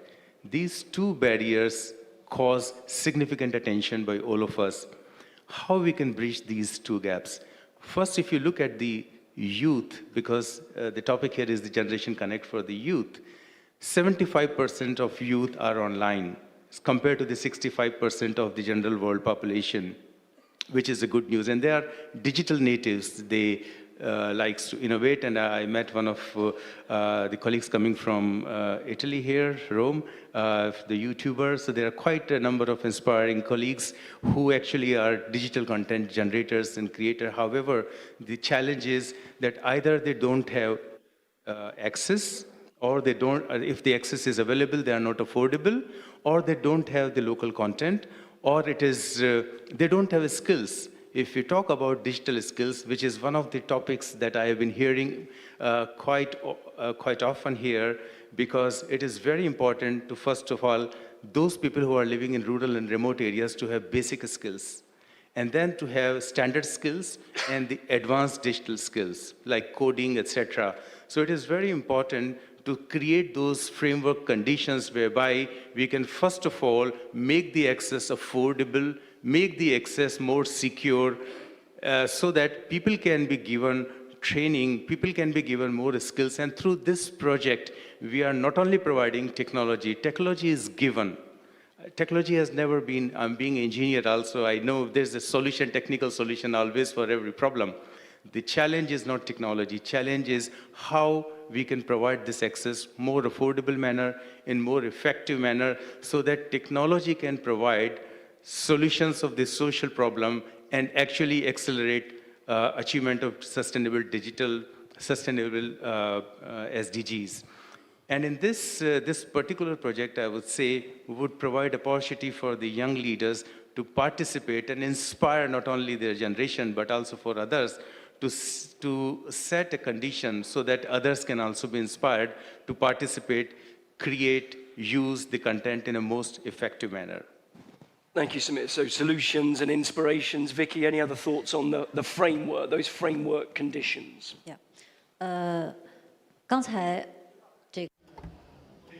As Smia pointed out, the partnerships between businesses and also the governments. Also would like to point out something between the ICT sector and also other sectors, which is equally important. Now, connectivity is the foundation for everything, but bringing connectivity is insufficient. We need to have all kinds of digital services and applications so that we can transform the vertical sectors and people's lives. From what we have seen in the videos, like what's happening in Yunnan province, they first roll out the 5G networks, and then they further develop all kinds of services suitable for the local economy, and then they saw thriving economic development. And then we also saw the case from Pakistan, and it was so inspiring, like the case of smart education and telemedicine. All these are very inspiring applications. Connectivity is the foundation. On top of it, tech companies and other companies will have to join hands to develop services and applications. It's not just 5G, but also cloud computing, Internet of Things, and AI, you name it. And you have to develop the diverse applications on top. I want to highlight artificial intelligence because AI may be a topic worthy of our special attention. 2 weeks ago, I was honored to be in Vienna to share thoughts with the attendants at this forum hosted by NATO. Almost everybody agree that we are now at a turning point. We are about to see a rapid development of AI, which will further boost industry development. But I also would like to share with you another point of view. You know, these digital gaps have been caused by telephony and the internet. Disparities of these technologies have caused the gaps. Now with AI, if we can't leverage this technology, it may usher in another digital divide. That's why I would like to bring your attention to AI. I think that we should give special attention to AI, especially the businesses and also ecosystem partners.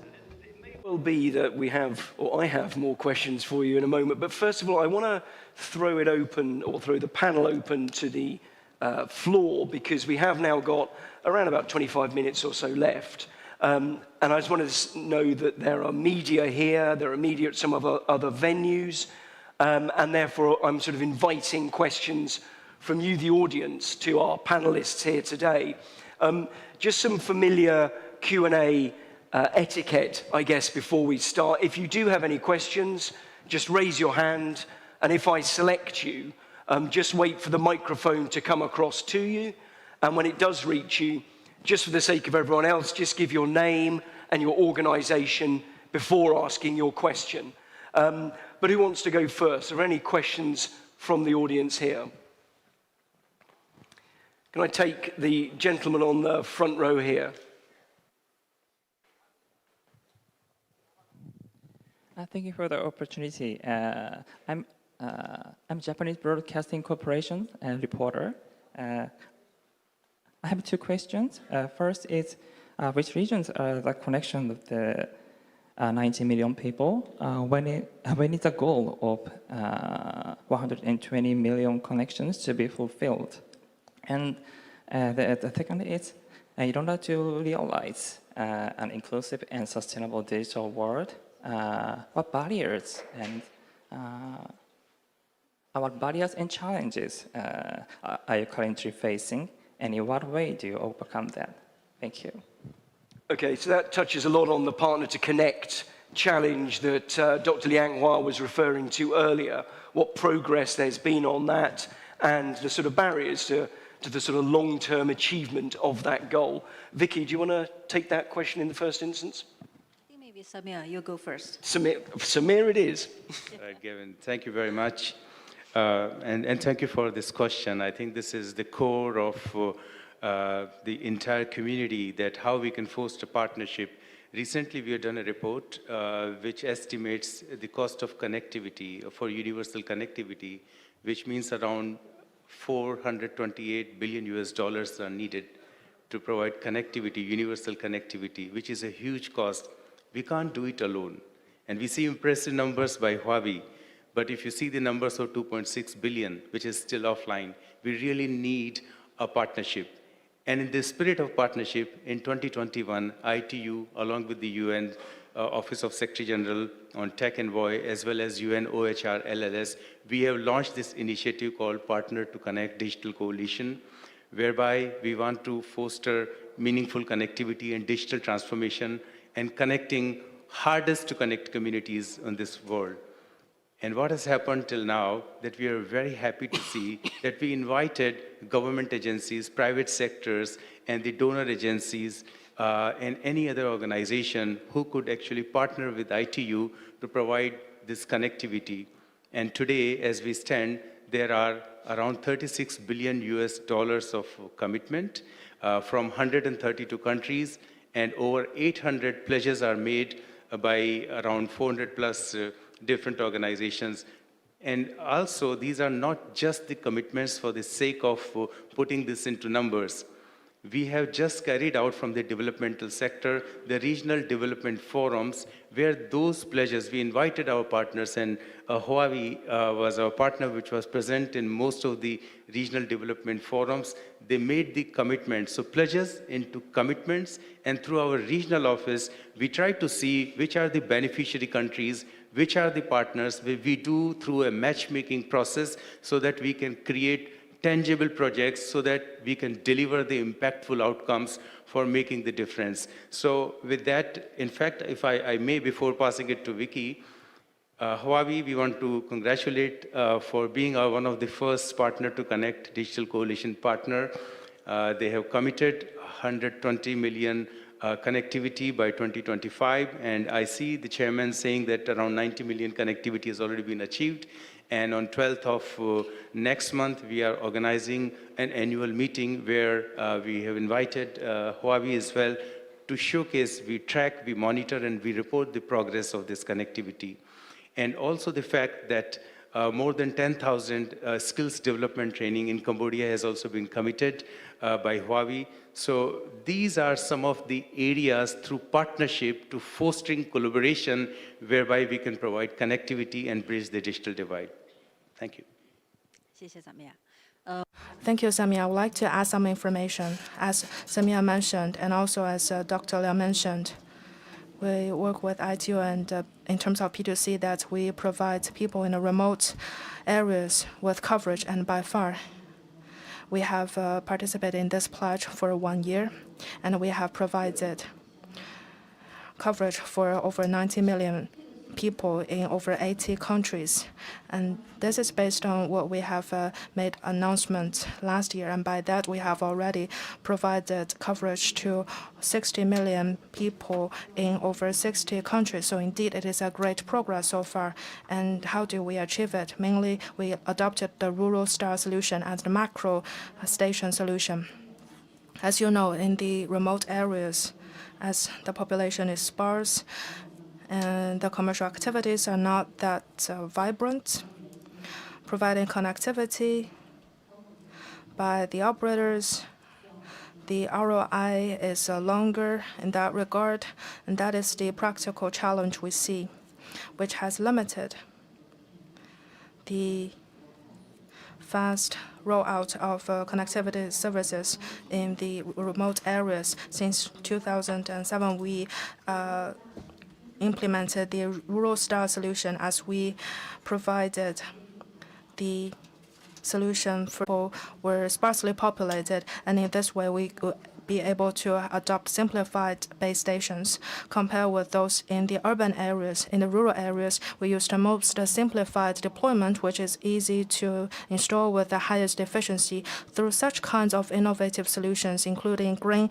energy, the solution is able to make the ROI shortened to less than 3 years, and normally it would take over 8 years to have the return on investment. That solution was released in 2017, and apart from that, we have been innovating. We released a Rural Star Pro solution in 2019. Previously, the Rural Star solution was for a village with around 50 million population, but with 5,000 population, but actually in the remote areas, the people could be even fewer. So this Rural Star Pro solution is for area with a population of 2,000. And in 2022, we released a Rural Link solution.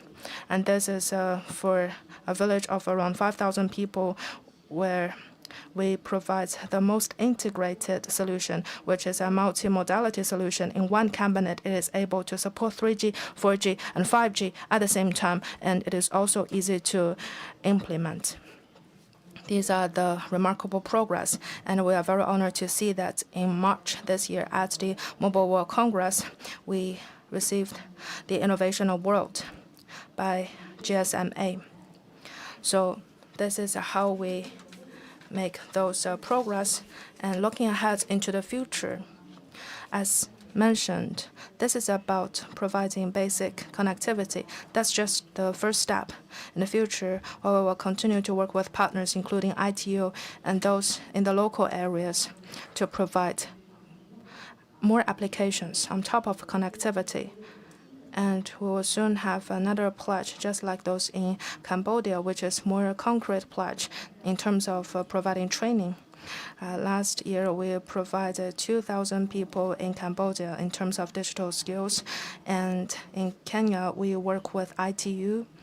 2 years ago, we had the C2R Connect to Recover project. And during the COVID-19 pandemic, we focused on proposals for post-pandemic economic recovery, among which the Kenya solution was selected. And this year, we will implement that as we work for a school in the local area where we provide connectivity and services to promote local education. And this is how we can further expand from connectivity to related applications. In the future, we hope to work with more partners to provide such. Before we do, let's have one more question from here in Dongguan. If anyone has a question for us. I will take, went this side this time. Let's go this side this time. The lady in red, I think, here. Yes. Or orange.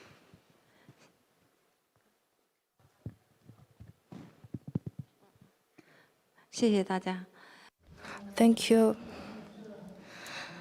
Zheng Xiaohong from China News Service. Green energy technology is also a very important technology that can make great contributions to sustainable development. My question is, what efforts has Huawei made in this regard? Thank you. When we talk about green energy, well, before that, I would like to talk from a grander picture, namely green development and environmental protection, which is one of the 4 major strategies that Huawei adopt for sustainable development. So again, there are 4 strategic directions. First is to promote our own, including operations, products and solutions, energy saving, and carbon emissions reduction. That's the first aspect. Second is to promote more renewable energy development. And for this, it is in the domain of green energy. And the third is circular economy.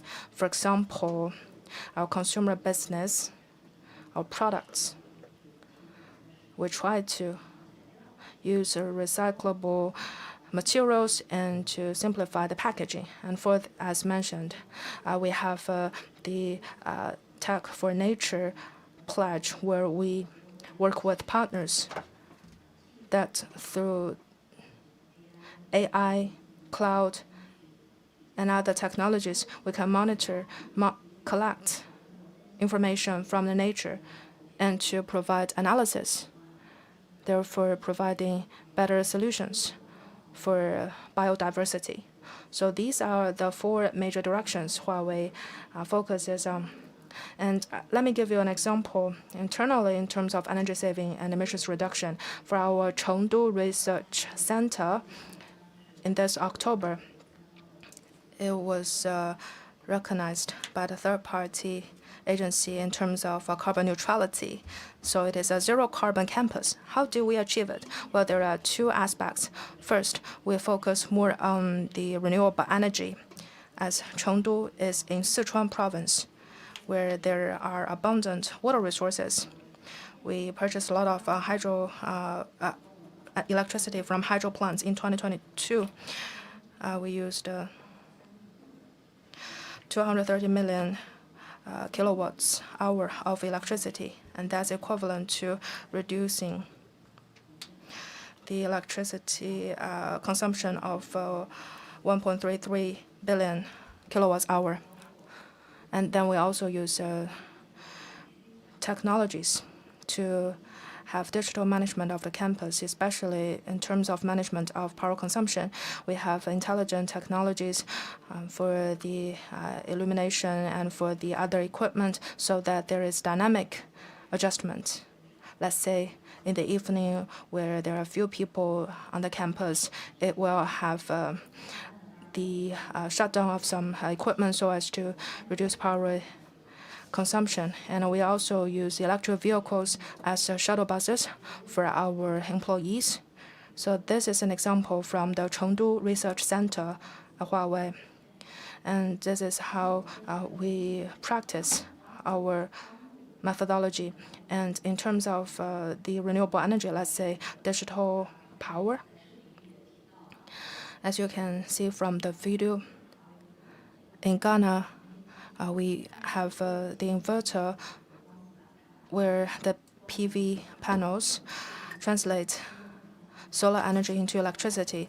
Our solution is able to improve that conversion rate, and also Huawei's latest energy storage solution, and also PV intelligent generator, as it can not only generate electricity, it can also enhance the power grid.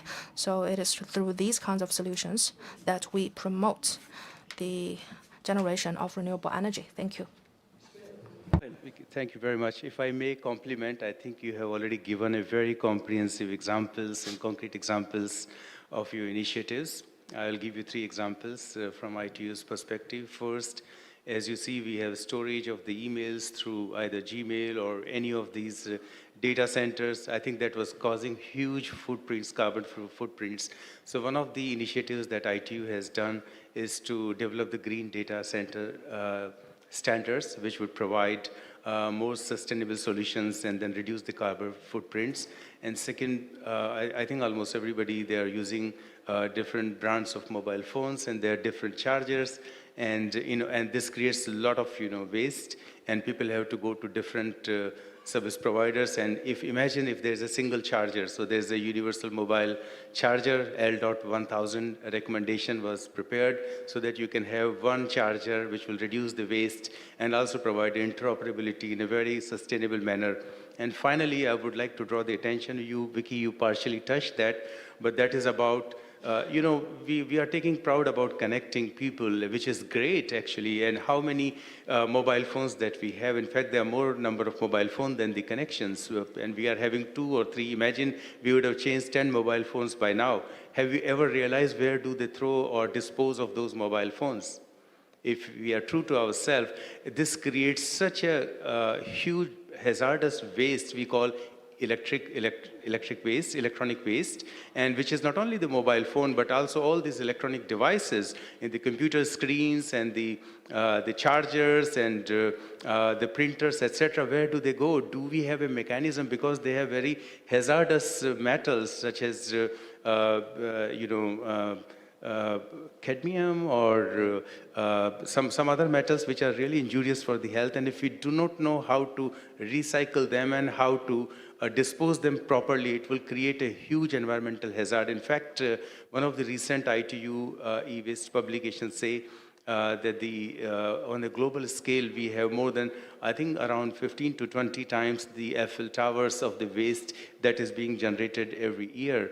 And the opportunity here lies, if we are able to give the skill set to the youth and to the people, whereby they can extract precious metals like gold and copper, you can get maybe around $50 billion of extra additional opportunities and the job creation. So this is a huge environmental challenge. So e-waste needs to be managed, including the policies, including the disposal mechanism, including the responsibility of the service providers, vendors, as well as the consumers, where and how we can dispose. So I think these are some of the initiatives perhaps we must take together to make the environment more friendly. Thank you. No, it's a very valuable additional point, Samir. Thank you. I mentioned Hershun a moment ago. You'll recall that's where we were earlier in the forum in Yunnan province. There are plenty of Southeast Asian media representatives there at that event. So let's take a question from there, if there is a question from Yunnan.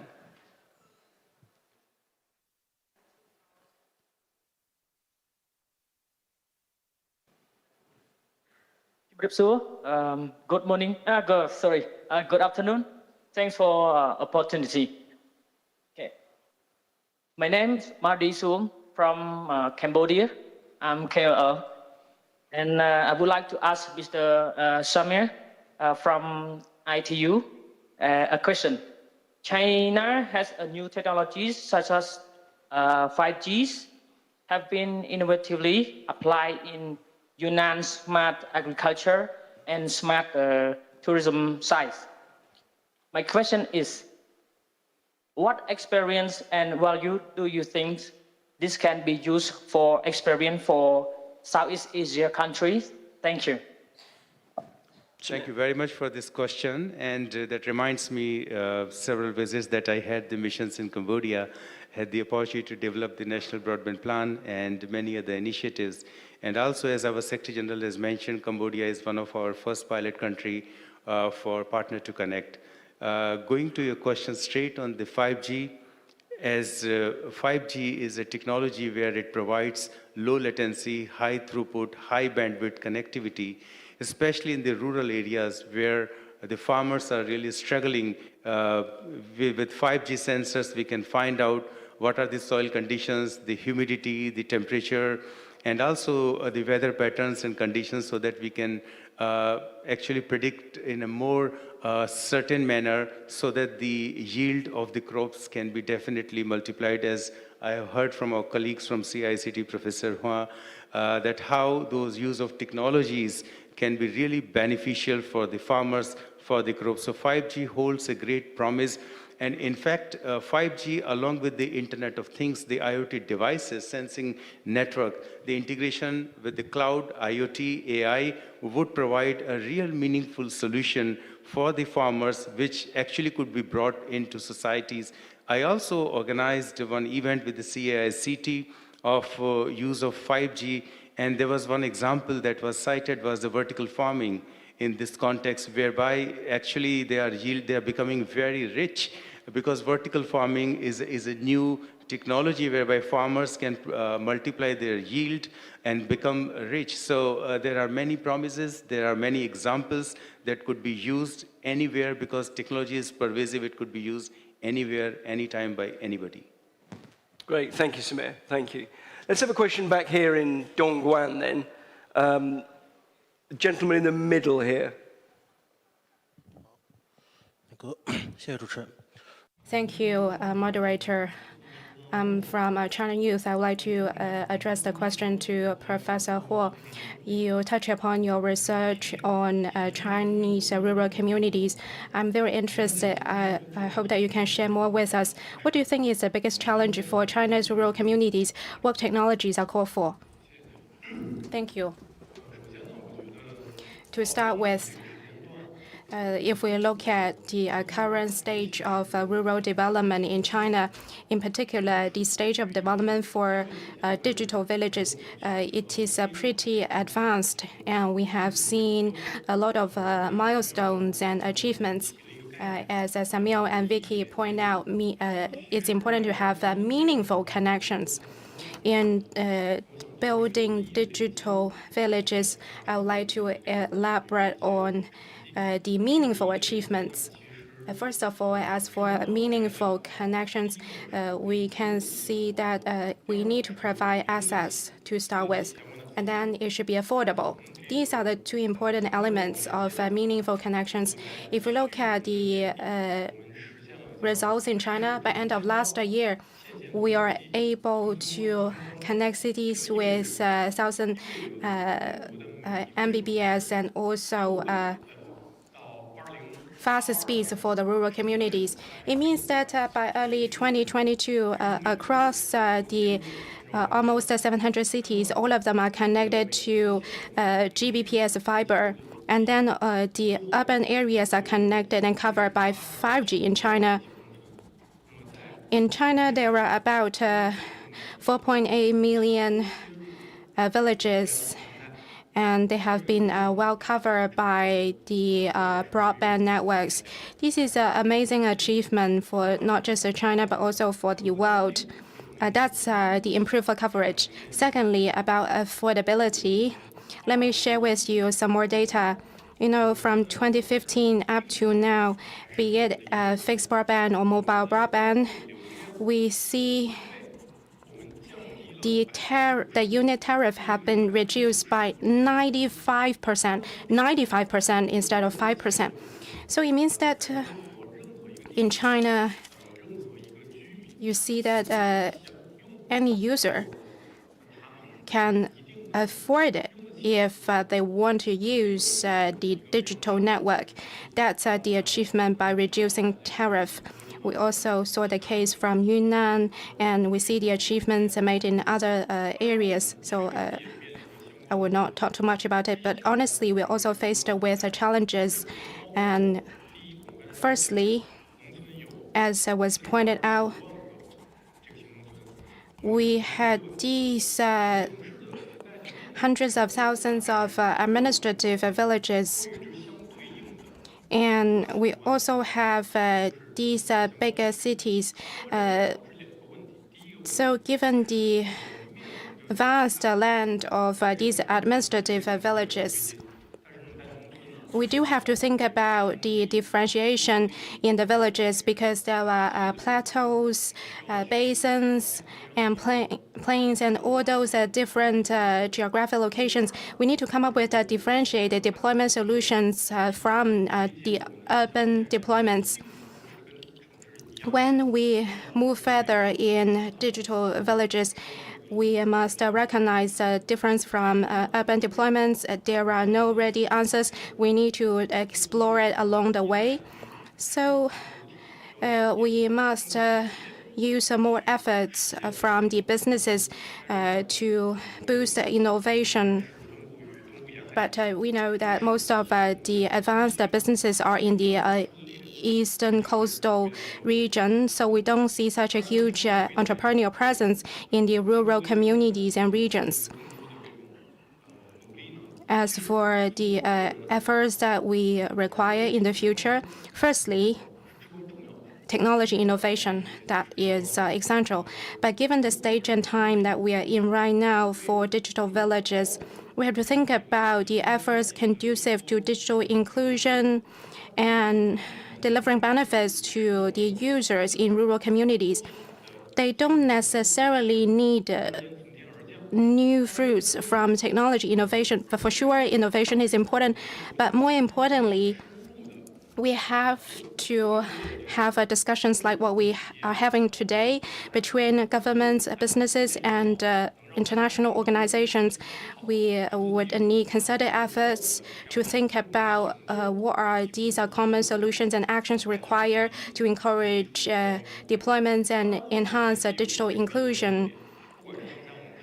There are some cases we want to pay more attention to, for example, the coffee plants in Yunnan, and also the the cashew factory in Ghana. We believe these are cases that we can take references from to think about targeted solutions to break down the barriers to network deployments. Seamless transition from one professor to another, because I'm delighted to say that we are now able to be joined by Professor Jeffrey Sachs, who among countless titles and awards is the president of the UN Sustainable Development Solutions Network. He is the commissioner of the UN Broadband Commission for Sustainable Development, and he's also director of the Center for Sustainable Development at Columbia University in America. So in New York, and we're very grateful to you, Professor Sachs, over to you. Thank you very much. I'm absolutely delighted and honored to be with you and to be joining the panel. Might I ask you how I could be most helpful in terms of your discussion, because I've just joined and didn't have interpretation, so help me to help you. Well, don't worry, Professor Sachs. I wouldn't expect you to respond or pick up on the panel and what they've said so far. So I think you can, as it were, freewheel with your own views on what needs to be done in terms of sustainable development and the power of technology to contribute to that. Well, thank you very much. Of course, we live in a period in which the challenges are getting greater and the needs for breakthrough technologies such as Huawei brings us are ever more urgent. The real challenge is how to mobilize these new capabilities at scale, especially in the most vulnerable places that need them the most. Let me start briefly with my interpretation of the Sustainable Development Challenge. I think the participants will know well that all 193 UN member states in 2015 adopted the Sustainable Development Goals, 17 objectives. And this is very interesting because what the governments of the world said is we have a hard challenge. We need to combine three things. The first is to make sure that every place in the world has at least basic prosperity. So ending poverty and achieving basic economic prosperity is the first of the three objectives. The second of the three objectives is social inclusion, that all parts of a society are achieving well-being, not just the rich or not just the urban or not just one region or another. And the third objective is to achieve that economic well-being while stopping the environmental destruction all around us, because our economic system up until now is a system that can produce massive goods and services, but at the cost of destroying biodiversity and dangerously changing the climate while creating massive pollution, plastics, toxics, and so forth. So this is a huge challenge that the governments took on. They said we need to combine the economic, the social, and the environmental objectives, not choosing one or choosing the other or saying we need economic development, but we can leave the environment behind, or we will protect the environment, but leave people in poverty. Let me say that since 2015, though the objectives are high, the success rate of achieving those objectives is very low. So we have declared high aspirations, but it hasn't changed much globally. We are in a deepening climate crisis where the rate of climate change is accelerating, not decelerating. The warming is not only continuing, but proceeding at an even faster rate than in previous decades. The destruction of biodiversity is even more widespread. The deepening poverty in many places in the world has not been stopped. So we face the realization of a world with very high objectives, but with very little accomplishment to achieve those objectives.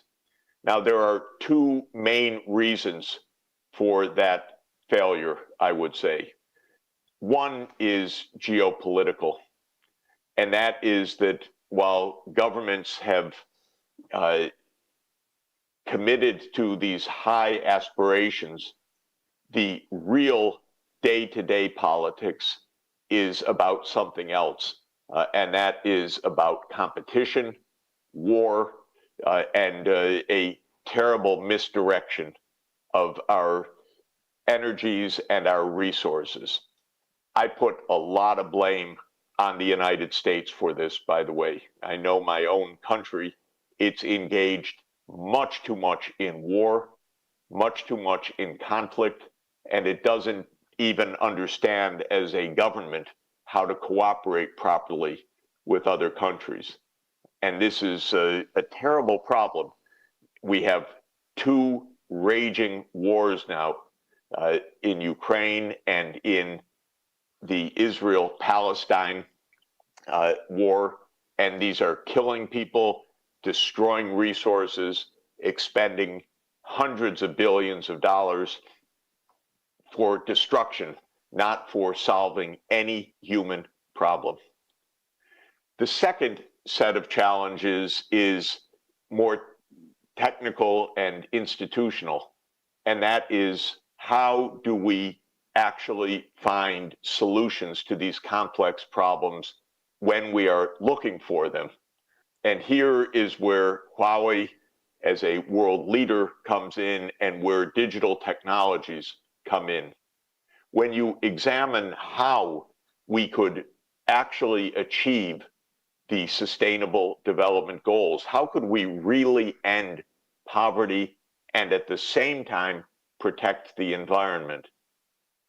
The obvious conclusion is we can only do it if we deploy new technologies at scale in new ways. And the best news is that the digital technologies are absolutely key to the transformation of our economies in a way that could produce the end of poverty and the end of environmental destruction.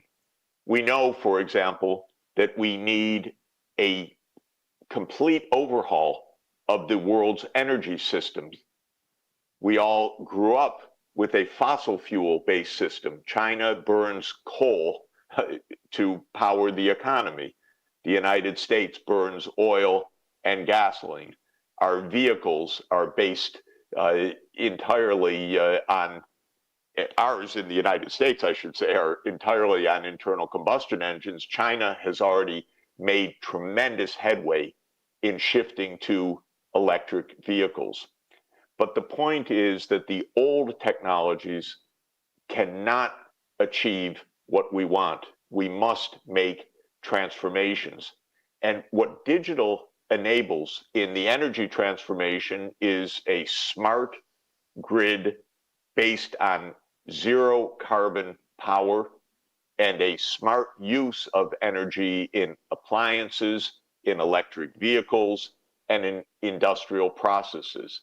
So think of Huawei's applications in 5G in enabling cities to run on a smart grid, to use energy efficiently, to shift from boilers and furnaces and internal combustion engines to electricity-based energy systems. Now, this is one example.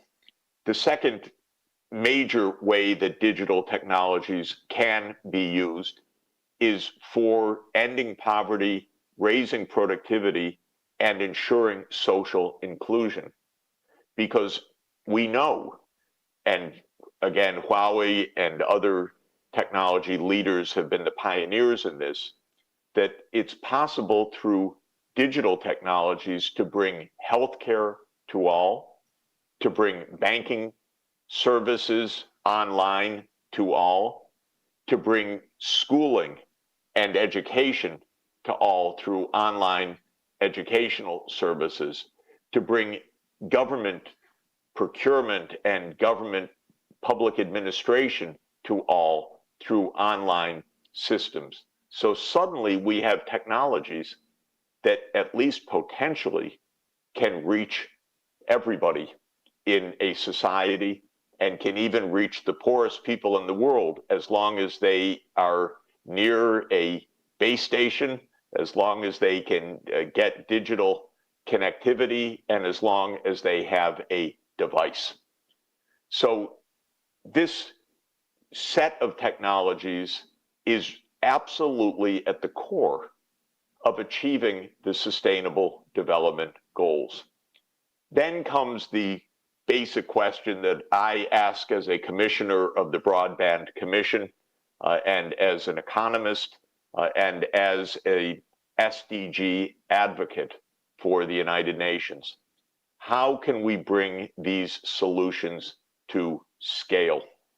And here again, I would say what Huawei and other technology leaders show us is the remarkable capacity to reach billions of people with new technologies in a short period of time. But there remains a major challenge, and that is to ensure that these technologies reach not only those who can pay for them out of pocket or can subscribe to them or who have the household income to join the digital world, but to reach everybody by creating social systems, payment systems, public systems to ensure that the benefits of the digital technologies reach the poor as well as the rich. And that requires a financial model, and it requires a technology platform model. And here I want to commend Huawei for being so remarkably innovative in so many areas, in training people in low-income settings, in creating new platforms for telemedicine and for e-payments systems, in introducing many platforms for online education and for other breakthroughs that are at the center of sustainable development. What I'm hoping for is that Huawei's tremendous capacity in 5G, in appliances, in systems design, in content and platforms can be harnessed with other large-scale programs like China's Belt and Road Initiative, for example, or like the financing of the new development bank based in Shanghai, or the Asia Infrastructure Investment Bank based in Beijing, so that these solutions can be deployed at the scale that is needed so that we can begin and, in fact, close the gaps that I started with in my remarks.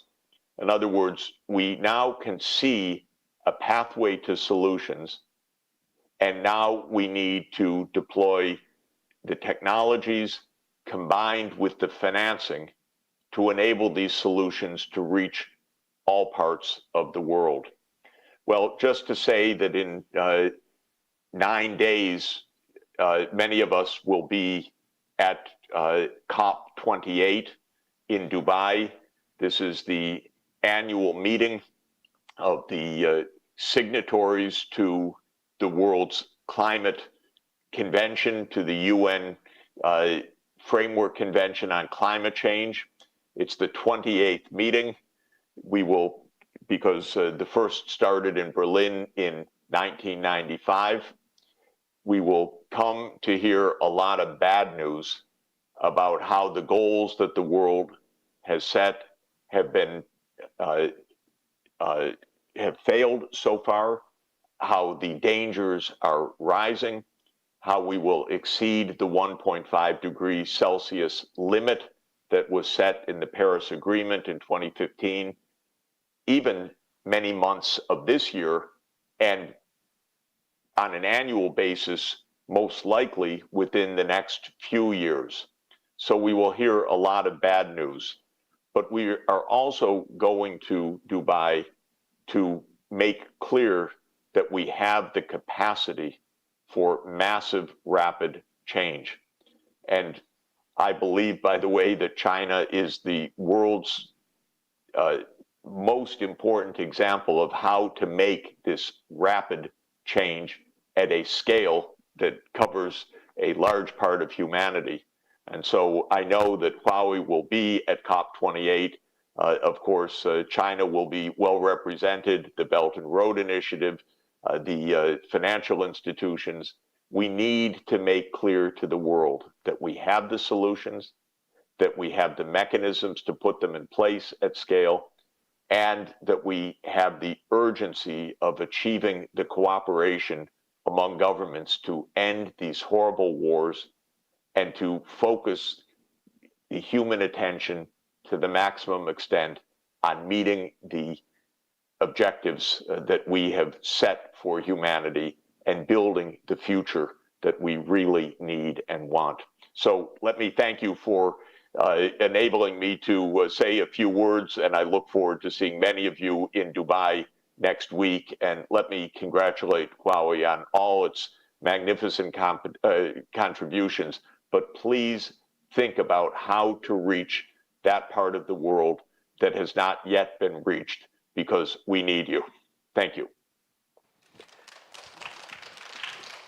Thank you very much to Professor Sachs for an extraordinarily powerful last address, actually, there. And I should remind people, he was doing that address from New York, which means it's about 5:30 in the morning. So he's, that's an impressive tour de force from Professor Sachs. And actually, very interestingly, sobering and hopeful in kind of equal measure. He referred to high aspirations and objectives, but low achievements so far, but absolutely points to the enabling abilities of digital technologies, of innovation. And this line about only by deploying new technologies at scale in new ways are we going to achieve the SDGs. But I do think he ends with hopefulness at the end there in terms of pathway to solutions. And I think on behalf of all of us, we'd be wishing him good luck in Dubai at COP28. So our thanks again to Professor Sachs. Our thanks again also to the panelists. Thank you very much for coming up here and answering so many questions and engaging. Sorry for the slightly abrupt end, but thank you for being flexible.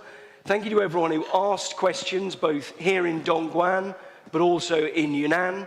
And thanks to all of you, wherever you are, for attending this forum. And with that, we'll draw the event to a close. Thank you all very much again.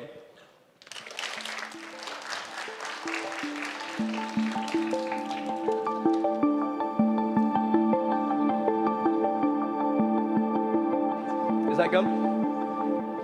Can I just ask all the people